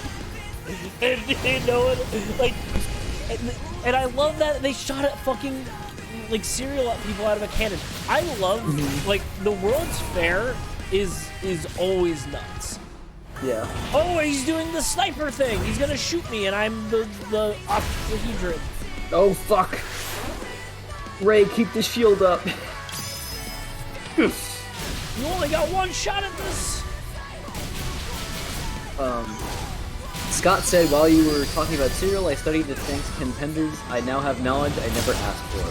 Well, good news, Scott. If you want more fun and less reading, you can also visit the blog, where you'll find, like, you know, snapshots of Sonic comic, you know, bits and pieces. So it's like the highlights magazine version of thanks contenders. Ratio.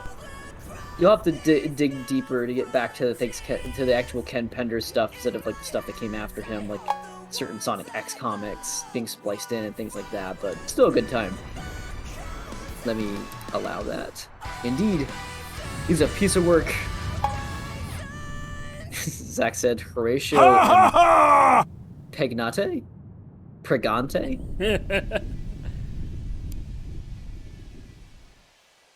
Hey, that's the one we saw in the space cutscene before, right? Yeah.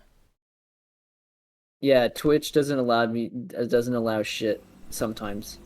There's some weird. But now it does. That one came through just fine, but piece of shit didn't. Maybe because they think piece of shit sounds like you're attacking the Twitch streamer. Because we fixed it. Our automod is very aggressive because we didn't want like people coming here and just saying a bunch of slurs. So it essentially is we turned it up to the most we got bitch. Bitch is allowed. We basically got a bunch of stuff, and now all we did was chase it out of its shell. It's retreating into space to regain its true and now form. that we have been Even unleashing Supersonic won't be able to stop it. I know what I must do.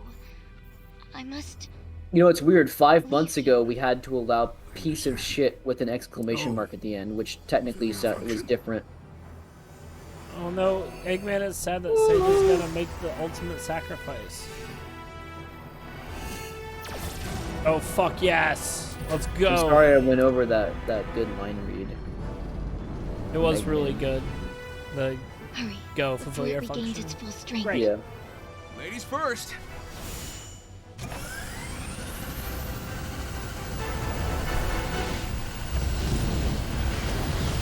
Yeah, we're gonna let's go to space, baby.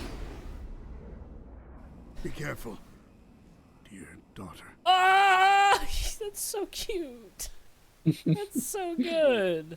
Yeah, let's go fucking kill. Let's go kill another god. Oh shit, it's Ego, the planet. Oh, it's a Crunchberry. The end? He took your home world. He took your lives. Are you going to let him do it all over again? Are the other Titans gonna join us? I need your help.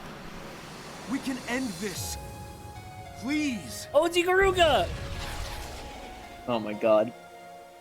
You're training for the simulations. Mortal, you have served your purpose. Now face your end. Easy, bitch. I am the all-consuming void. What can one mote of golden light illuminate within the abyss? Countless stars, countless Worlds, Oh, I'll have you know that before this we had little shmup mini games that were spliced in that were secretly preparing us for this. And also, like, as the developers played Nier Automata some time ago, and they're like, "Damn, we should put something in here like this." And they're also like, "Damn, we like your Georgia. Let's put that in there for some reason." Oh shit! Am I gonna have to? To order, to neutrality, You're fine. to nothing. I saw your mind as you ran through my prison. You have fought machines and gods. They were mighty.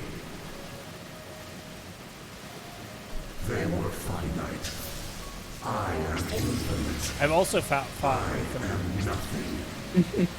Infinite was from Sonic Forces. You Yeah. struggle as so many have done before. I am using it as an adjective, not a proper name. Consumed like all those before you. Let's get clear on that, kick-ass bitches. I saw your mind, Ooh, your courage never. that's a beam. Beam. Beam. Arrogance, ignorance. This would be like if the final boss in Mario Party is you actually doing your taxes. Yeah. I was contained once. Once. Is that why? My captors bent time and space. My captors built a whole reality to contain me. My captors burned their souls away to fuel their engines. And you? God, if I were a kid, I'd be like, this is stupid. I'm so mad at it. And as an adult, I'm like, fuck yeah, I love Ikaruga. You think the studio behind Ikaruga copyrighted this switch shmup mechanic? They I'm had gonna a- say no.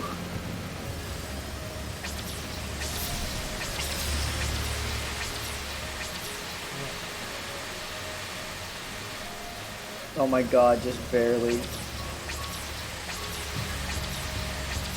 Making me just... You're just low enough.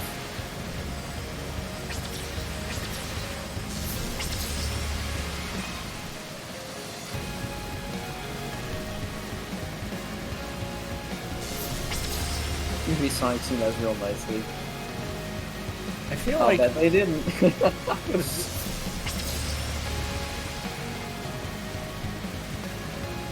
It's always toughest when there's not a lot of replicators. Oh, I got fucking lasered. Oh. I thought I was outside of it, just barely.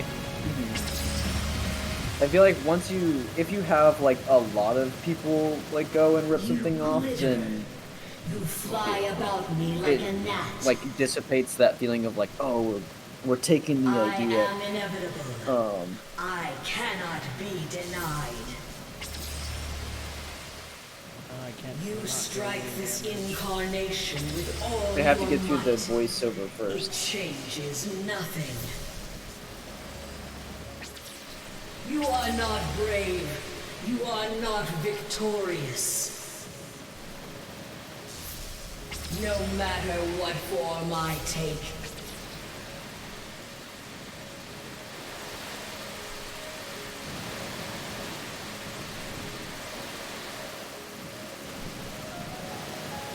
Oh, Jesus! This is so mean! You got this.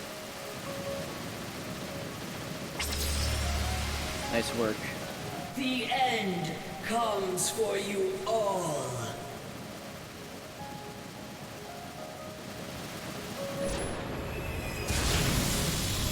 Imagine being 8 years old and playing this part. Yeah.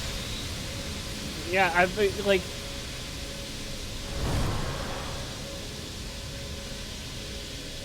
Yeah, you can't parry button that section.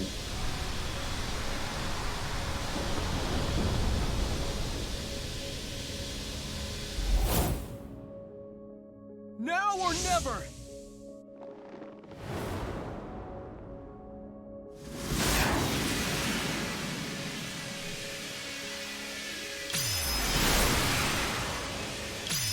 Good thing I've been playing Hi-Fi Rush. And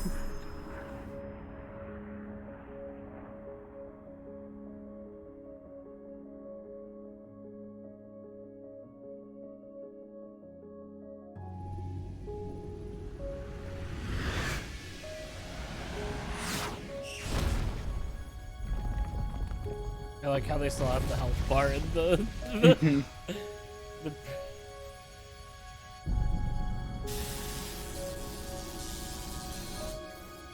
I think you could probably fail those QTEs. I know there's some QTEs we tried in these boss fights that we were able to fail, so... But I guess someone will upload that and we'll find out. Oh, Sage exploded with the planet. Please, look after Father. Sage, you want to be the first person to die at the end fight and come back in the next game? Yeah. Or she'll come back in the cutscene, like the final cutscene. Sure, at least Eggman's got a backup of her data. And then we can go on a quest where she tries to remember her true self and shoots guns. There's Knuckles again. Too bad Zed didn't stick around. Woohoo! Yes! All right.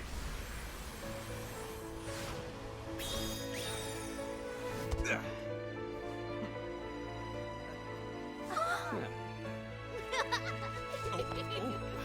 Guys, good I gotta point. go collect those stars that are falling so I can get more fishing tokens. Did you guys know Big's here? He seems to be doing alright. What? How's he not gotten trapped in the... Oh my god, is Eggman gonna cry? I don't know if I can handle Eggman crying.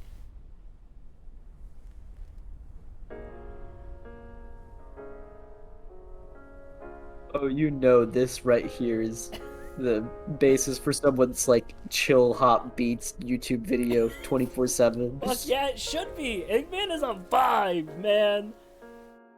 All right, there's gotta be a post-credit sequence. Yeah, that's right. That's a wallpaper. That's a fucking wallpaper engine. Wallpaper engine, wallpaper, yeah. Father, I just wanna tell you, Hello? thank you for all that you What a weird song. Just like, we're gonna have a song singing to Eggman. miss you. Jesus fucking Christ, it's on the nose a little bit. I hope you're not mad Little bit. at me. Took me time to realize. For me? Just a real big fan of the Golden Girls. Shit.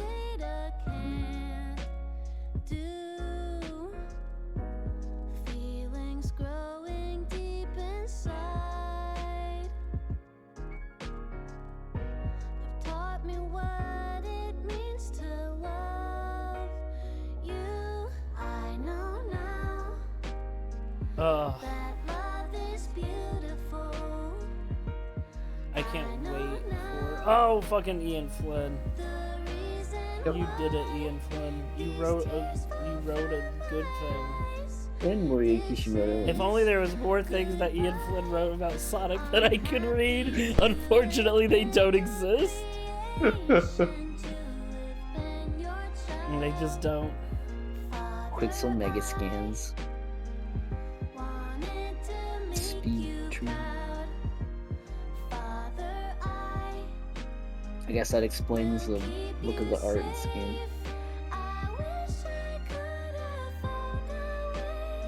Yeah, Ian Yeah, Flynn's a real one. Ian Flynn literally did a reverse Ken Penders, yeah. He took Ken Pender's stuff and tried to make something of it. And did a pretty good job of it, from what I understand.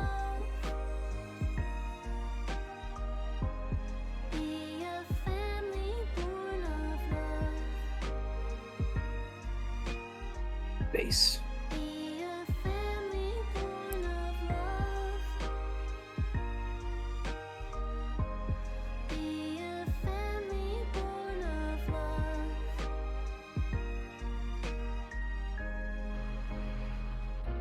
Grant, how many of our stream games are gonna end up with these like, pseudo father-daughter relationship type things? All right, we have. Let's look at what we've already done. Deadly Premonition 2, A Blessing in 2, Disguise. A Blessing in on Disguise. Frontiers. Sonic Frontiers. Coffee Talk had that in an actual straight up and down fashion. Yeah, no, it did. Balan Wonderworld had a lot of father-daughter bonding. I love when Balan said, "My daughter, I love you so fucking much," and then he whitewashed himself. Yeah. Yeah. There is. OK Rock did do a song in this. It's pretty good, Scott.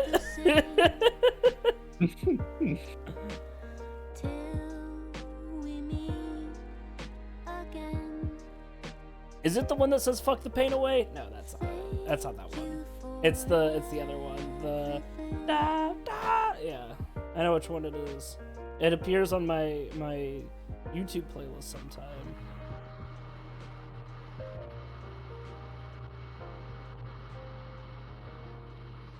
Well, now that we finished the game, we can do comic read-alongs.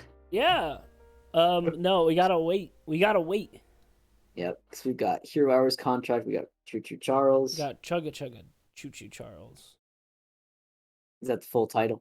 Mm-hmm.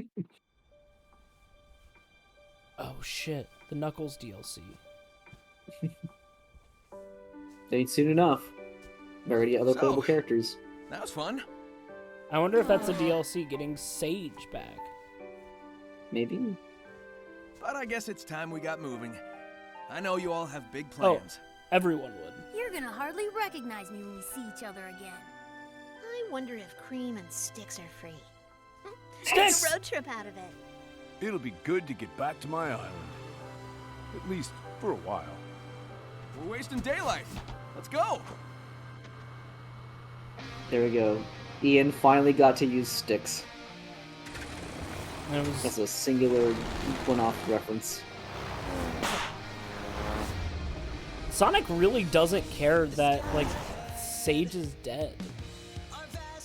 Like, he didn't mention it. Just used to it, Grant. Oh man, the one-off character that... She'll be fine. Yeah, she'll get better. Sure. Oh, sorry. You have to. We have to imagine ourselves back in the era of Sonic Adventure 2 when we didn't already know that Shadow was getting other games. Live hard and lose friends. Also chili dogs, indeed, Scott. Like we're getting credits part 2. Of course.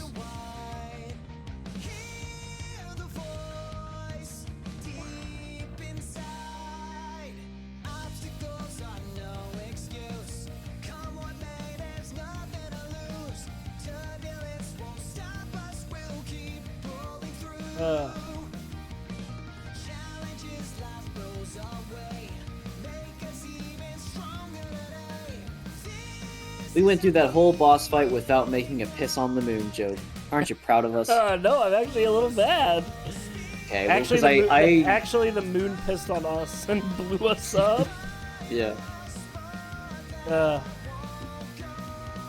I had gotten minor spoilers on that part, and so I was like, "Don't say it, Brantley. Don't say it," because everyone else is saying it.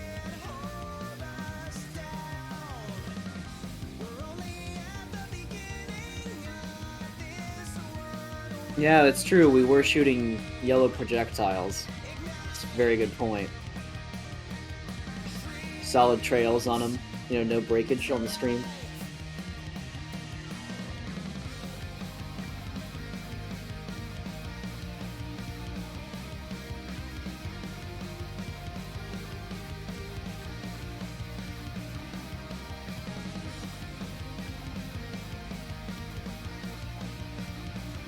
No, I kind of mad we didn't get to do a piss on the moon joke. I was too focused playing Ikaruga. But you know, it would have been played out. So it's true. If I did it, it wouldn't be authentic, and if you did it, then you'd probably lose my life. So No, that's fair. That's yeah, fair. no more of these. Go watch our Tokyo Mew Mew episode if you want authentic commentary. Authentic commentary where we straight up admit when we don't remember what happened in the show. we got called out by someone who's like, I don't think you really understood this show, which is fair. We didn't, but like, we also talked about which of the Mew Mews would smoke weed, so I don't think we should have been looked at as like. This is authorities on the subject. It's like you're right. We were very upfront. One of the first things we talked about was that we were the realest fake fans of Tokyo Mew. Yeah, we love Tokyo Mew Mew. Know nothing about it. Yeah. We have the same like. Hey, amount of Simone knowledge. Zarahim, Yeah. mastering and equipment technician. Fuck yeah, we got you. Everyone else can go fuck themselves. Except for Juna Kyoto, web design. You're a good spider.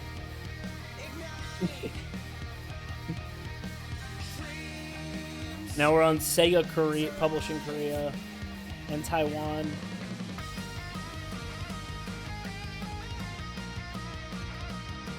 Package and software manual. Fuck yeah, those 9 people. Good shit. Software quality control, important. Special thanks. Thank you all of you for NASA. Why? Why? Why is NASA special thanks in the credits? They're like, we like your product. Can you look that up? Can you see why Sega thanked NASA? I'll try. Sonic Frontiers. NASA. Maybe they gave them reference imagery or something? Maybe. For like space? That could have been true. Or maybe. Well, it says NASA wants the recipe for those piss crystal rockets. Yeah.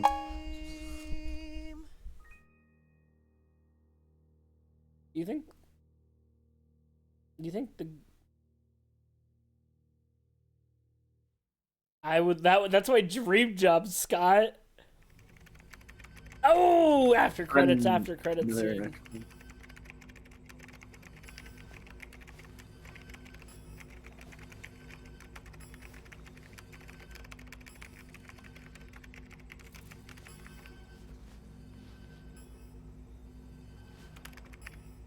you think it's hard to type with those thick-ass gloves?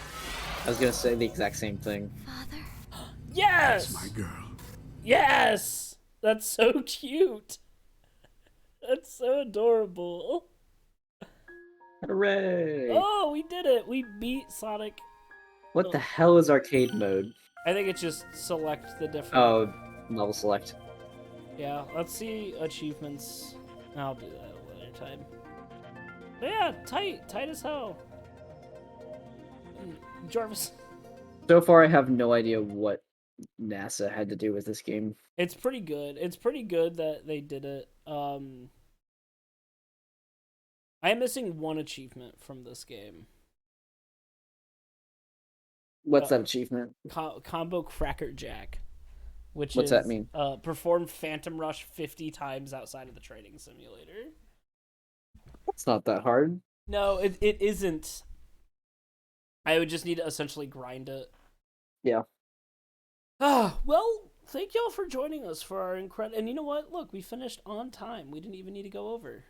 Yeah. Thank you so much for joining us for our Sonic the Hedgehog Final Frontiers. We Read Scott's comment that he's posted. Sage show nude Tane. Father, that's not safe for work. Are you sure you want to continue? Mm-hmm.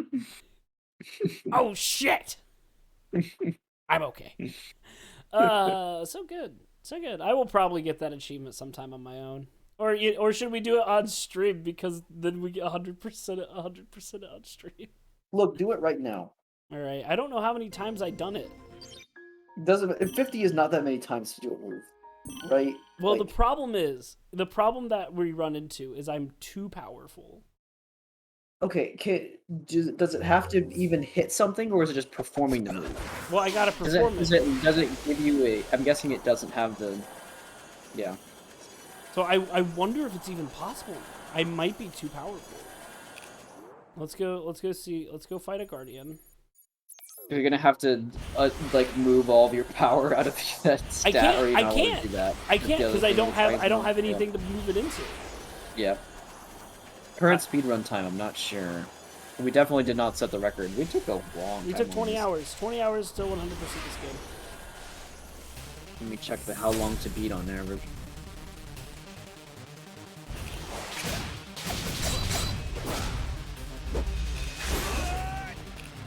Main story, Sonic Frontiers on how long to beat, runs about 16 hours. Made an extra is about 20 and a half. Completion is 25. So hey, did pretty well. Nice work, man. Yeah, I think I'm... Brantley Pristina, thank you. I'm too powerful. There's got to be a way to do this. Like there's got to be something I can just beat the shit. And I got to be close, right? Like I've had to perform it quite a bit. Maybe... I feel like you got it. You know what? Go to an island and has like Ashura at it, right? Or like the towers and stuff. Yeah. Yeah, I will gladly take anything seriously.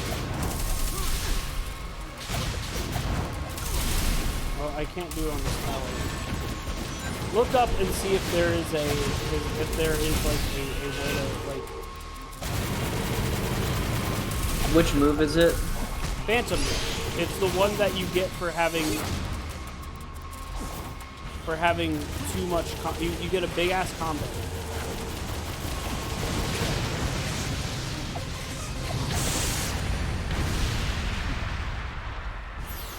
Like I might just be too powerful. I might. Okay, we'll go to an island with Austria.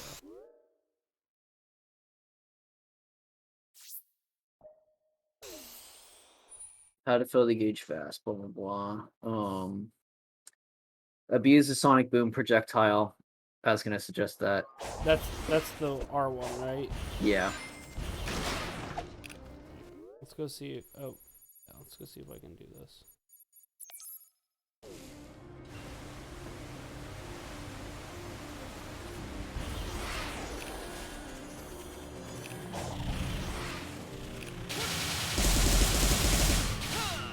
Killed it too fast. Killed it too fast. That was in a boss though.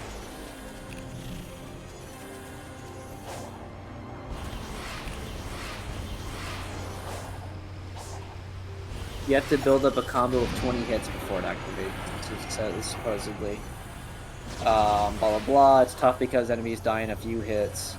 How to unlock it. Best method is to go to Ares Island once arriving, head to the open desert near the middle, look around for the spring enemies, and shoot Sonic up in the air. Take advantage of the fact. Once one of the spring enemies is located, turn on auto combo to make things a lot easier. Once it's active, spam the attack button. Oh, okay. Relentlessly attack the spring, build a combo meter, and attack Phantom Rush in no time. Okay, yeah, because the spring enemies are immune to the damage. Yeah. Because I killed Squid too fast. Yeah. I killed Squid too fast. Squid. Try again with this.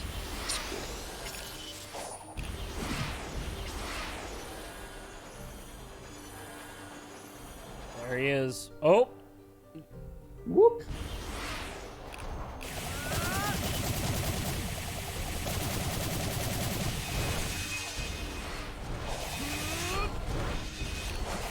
This is gonna be harder than we thought.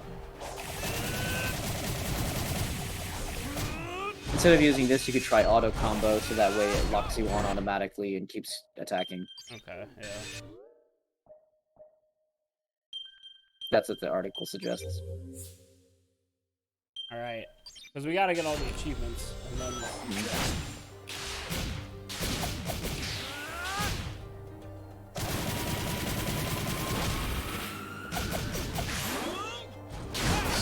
There it is, Phantom Rush. Alright, now you gotta let it stop.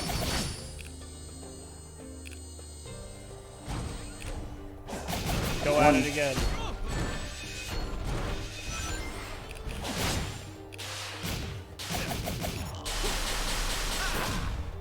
Yeah, I'm just pressing X over and over again, baby. This is gameplay. Phantom Rush. All right. 2. I've had to at least do it a little bit. Oh, yeah. While we're doing this, you can read more Kim Hunter's article. Okay. I did not want to do that. Damn it. Okay, thank God. It's gonna literally respawn right here. Pender's Knuckles is not the lovable blockhead from on media. We read that. It's crunch time. We found out that Crunch ties me, Captain. You never say crunch time as far as I can tell. Blah blah. Actually, you know what? I'll take this opportunity to take a quick restroom break and then I'll come back. Sound good? Alright, entertain the viewers while I'm gone. What I do for edutainment. What do you guys want to learn about? Give me a scientific topic that you've probably heard me talk about like 18,000 times.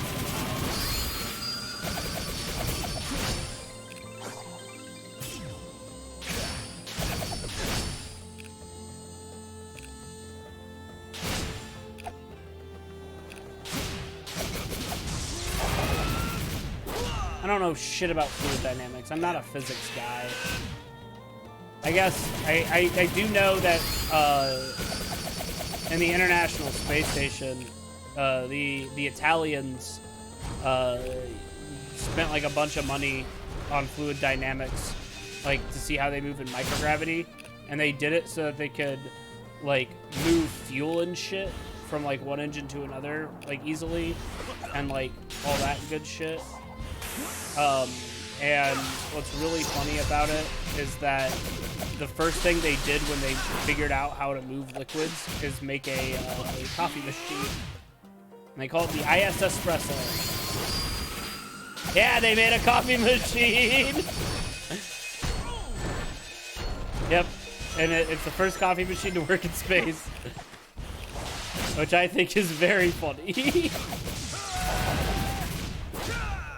I don't think people talk about Chrysler Barrel enough. It's pretty dope, and there's a really rare variation of it called Alexandrite. And what's really cool about Alexandrite is that the way that light passes through its crystal structure allows it to change colors like very vividly. So like sometimes you get like a deep green, and then other times, no, I don't want to do that. Fuck. And other times you get like a really like bright red. So it's really fucking cool. Because it's just like, it's just such a big variation. What's another cool mineral?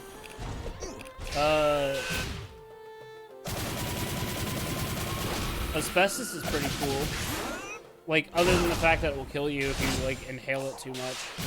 But like, it's fireproof, and that's really neat. Which I really like.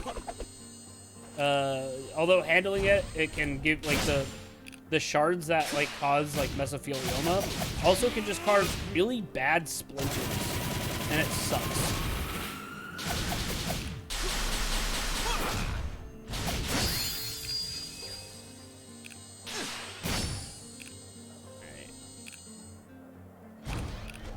I mean, like, most rocks are fireproof, like, in terms of, like, they have a really high melting point. But what makes asbestos really cool is that because it's fibrous, you can sew the fibers into clothing, and it makes the clothing fireproof. But, obviously, the whole mesothelioma thing is pretty bad. So we don't use asbestos for anything anymore.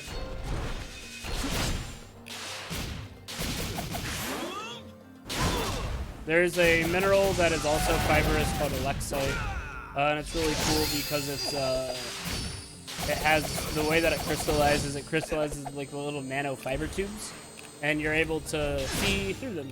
Light passes through them like completely, so you can hold it up to things and see directly through it. Sometimes they call it TV rock. Pretty neat.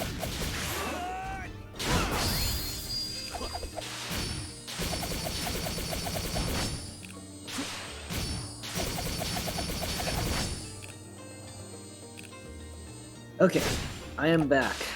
I'm talking science. Cool. Hey, so normally I like to share any sort of on-topic lefty arc. Aw, you killed it. Yeah, auto combo sometimes decides that it wants to die. It wants to kill. Wants blood. Sherman Alexite sounds like your next D&D character, Scott. Make it happen. It's actually Ulex. Ulex? It's Alexite, but it's with a U. So it's Ulexite. It's a German guy. Oh. God damn it, Sonic! Stop. But here is a an article I found interesting. Seeing that this game kind of talks about sort of this alien population taking up refuge on Earth, and then their indigeneity and Sonic relative terms and stuff like that. I thought this article was interesting. It's about how the people who live with endangered animals are sort of intrinsically tied together. That when we talk about protecting endangered animals, it's also about protecting, say, the cultures that work with those species and have already been protecting them and interacting with them as like a part of their common life. Really interesting stuff. So if you're curious all about that, if you like topics like climate change, if you're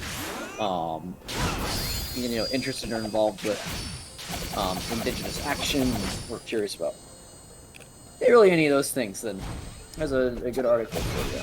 I pasted in chat. Grant, did you know that Toby Fox got the creator of Yume Nikki to talk after so long that people thought that the creator might have been like dead and gone? That's a very Toby Fox thing to do. Now the creator only responded with yes and no's, so nothing other than that. But pretty fascinating that this was able to happen. It's featured in Famitsu magazine, where Toby has a column in there. So what questions did they ask? Here, I can get it out.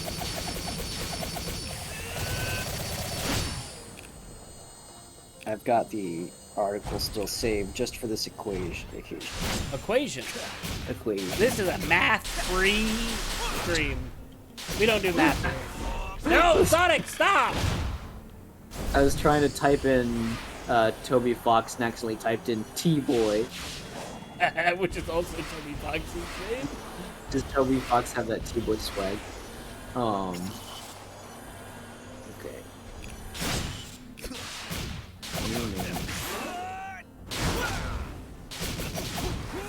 No! Oh, I canceled it. I can cancel it. Okay. Nice. Okay, so allow me to read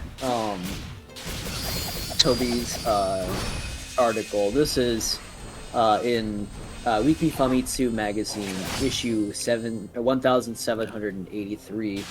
This is translated by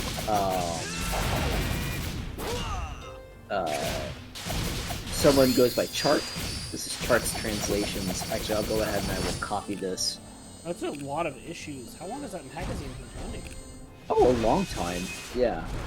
Is it like a weekly? Yes, it's a weekly magazine. Okay. And it's been going since like early games, right? Yeah. Like I think we started to hear about it maybe we're getting more comfortable with the internet, and people are talking about like, say, like Pokemon Ruby and Sapphire getting like the well, I guess that was much later with too much water.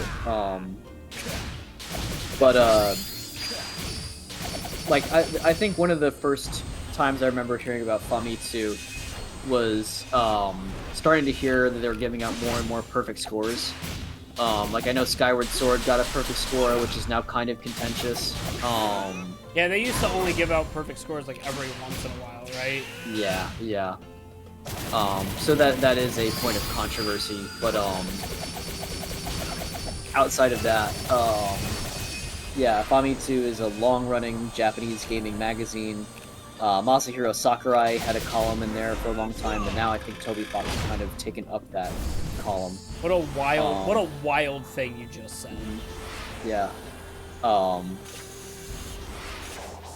And of course now Sakurai's doing his own YouTube comment, with the help of an editor and whatnot, but going independent with that. Okay, so I'll read out the article to you.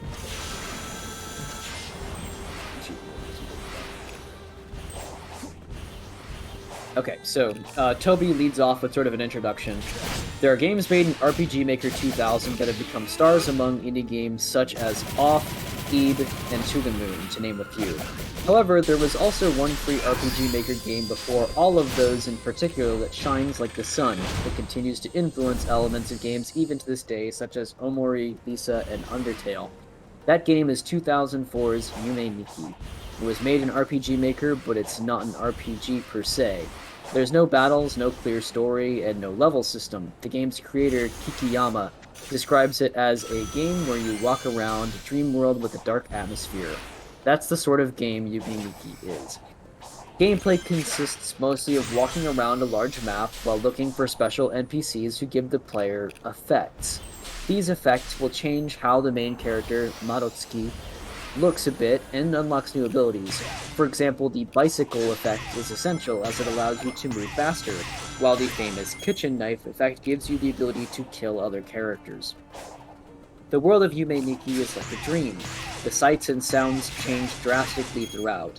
In the area that looks like a mall, there's a strange faceless human-like figures of various colors wandering around. The sound of a train slowing down can be heard if you talk to any of the figures, their bodies will contort and they will run away. While in another area, there's a black and white desert that looks like it was drawn quickly, with only the sounds of steps and out-of-tune bells breaking the silence. There's also a part in the game where everything is drawn in 8-bit sprites, and the sounds and graphics are cute and nostalgic, like they're from Mother. It's difficult to put into words with its sophisticated art, ambient music, and worldview. Yume Nikki gives you the most unique atmosphere in game history. Wandering around the game world feels more like visiting an art museum in a surreal world rather than playing a video game.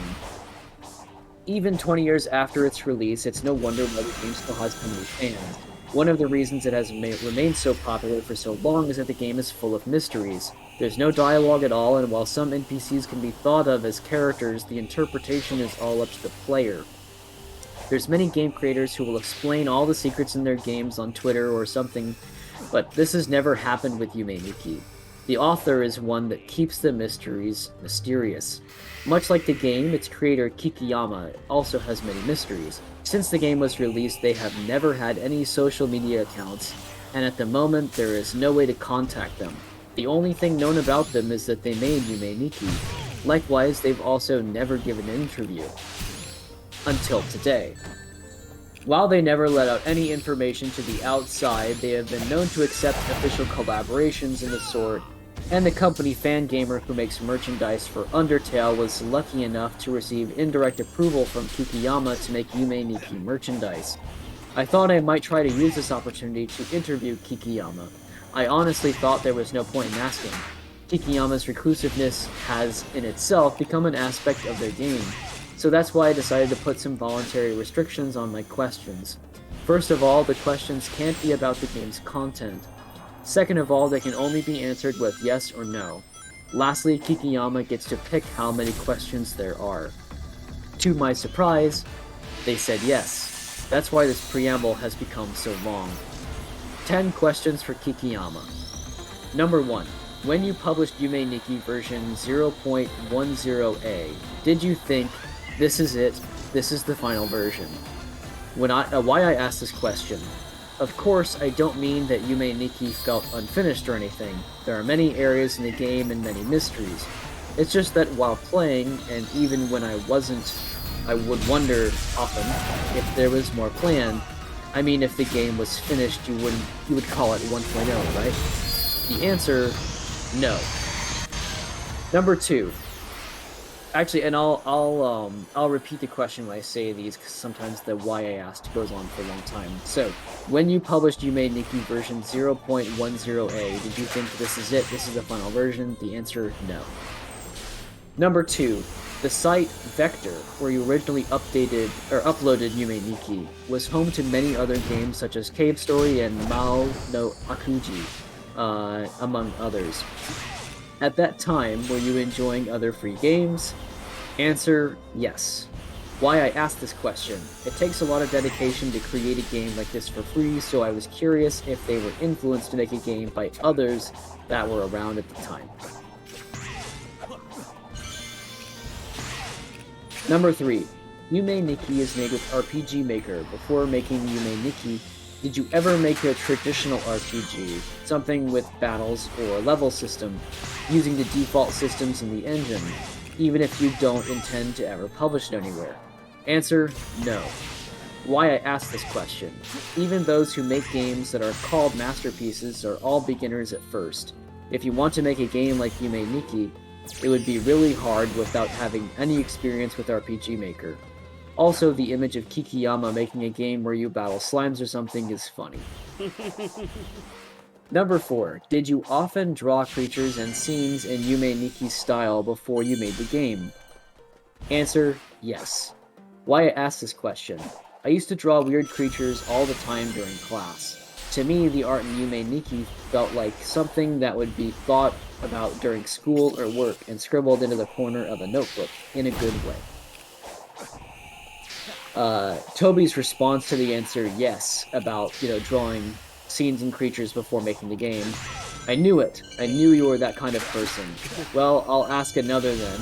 I'm sure you've drawn something other than creatures before. Number 5. As a kid, was there a time when you tried to draw things like cute girls in a more traditional manga style? Answer, yes. Number 6. Have you ever... Number 6. Have you ever played any of Osamu Sato's games, such as Dream Emulator LSD? Answer, yes. Why I asked this question.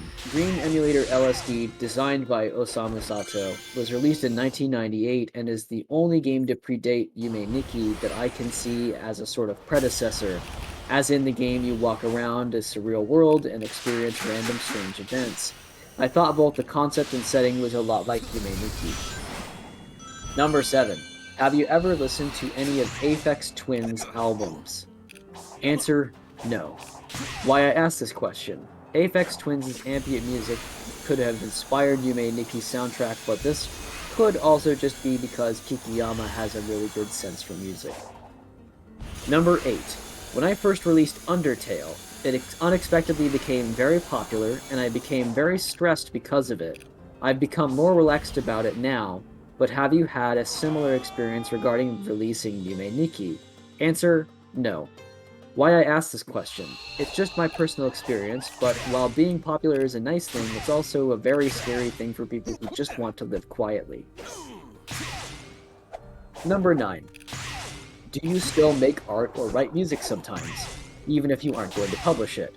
Answer, yes. Why I asked this question. You Made Nikki seems like it was a fun game to make, so I wondered if Kikiyama still enjoyed doing music and art as a hobby, so I asked. Number 10. Up until now, I've just asked yes or no questions, but it may be hard to answer that way for this one, so be ready for this. If we were going to Denny's together, what would you order? I'll send you the menu, so let me know. Answer. Rice casserole with 3 types of cheese and shrimp. Well, that's all. I'll leave it up to the readers to interpret the answers. The important thing we know is that Kikiyama is probably still alive, and what they would get if they went to Denny's. Me? Definitely the Great Parfait. The Great Parfait is currently not available at this time. That's good. Also, I got the achievement like halfway through that interview, so we have done it. We have completed all of Sonic Frontiers. It's completely done. Never playing this game again. Until I learned the incredible speedrun strats of it. Also, I did look up something. Apparently, the end where you fight the moon is only in the hard mode. Oh, good thing you went to hard mode. Yes, of course I did. Anyway, thank you so very much for joining us. Hey, can I sneak in one last thing here? The Denny's menu is linked in that article. It's a PDF. It is the foreign language menu, so that means this is like Japanese Denny's, right? And luckily it has English translations. Do you want to guess how long it is? It's gotta be, it's either insanely short or insanely long. 5 pages. Do you want to take a second guess? Up or down? Oh. 30 pages. On the dot, 30 Are pages. you fucking kidding me? Fucking awesome. I feel great about that. I legitimately enjoyed that I know that I am able to guess the Denny's menu content. Do they have the Grand Slamwich? I'll look it up. Grand. They're very popular. Control F is loading results.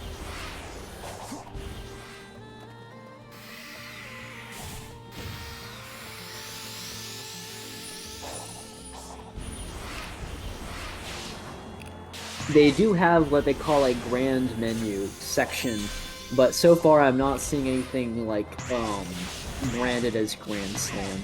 Do they have a sandwich with pancakes inside of it?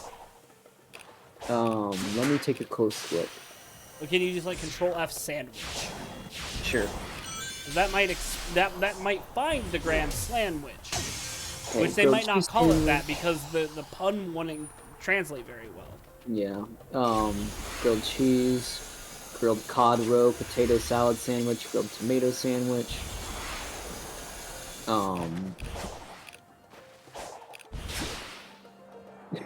I do love. Okay, they have a section, 6 o'clock to 11 o'clock, bread morning. Bradley's like, I know where I'm eating when I go to Japan. Yeah. Yeah, sorry everybody, you go enjoy the sights and the sounds and the culture. I'm going to go to a Denny's for bread. Honestly though, I'm sure Japanese Denny's is better than American Denny's just because of the worrying quality that our chain stores have dropped to in the recent years. Yeah.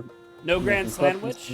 I'm still looking. Grilled cheese sandwich, American Clubhouse, grilled cheese. Yeah, these are all the same ones as before, just not on the breakfast menu. No Grand Sandwich that I can see of. Awful. They do serve alcohol. Hey, sir. That's pretty good. All right. They serve Suntory, the premium malts draft beer. Suntory, the premium malts beer. They have a tavern special lemon sour in case you want to emulate Reagan. But you have to get it without alcohol in that case. Kaku highball, glass of house wine red, glass of house wine white. Can you imagine going to Denny's and just being like, hey, I wanted a Suntory sweet gin and soda, please. For 480 yen. Wow, that's cheap. That's $4. That's $5, baby. That's pretty good. All right. Before we start deep diving into like a fucking like Italian like A&W, let's end this stream by killing. Actually, I'm not gonna bother. Oh, fucking you son of a bitch. Thank you so very much for joining us on our Sonic Adventure. If you want to listen to more or want to re-watch our Sonic Adventure, you can go on YouTube and you can watch our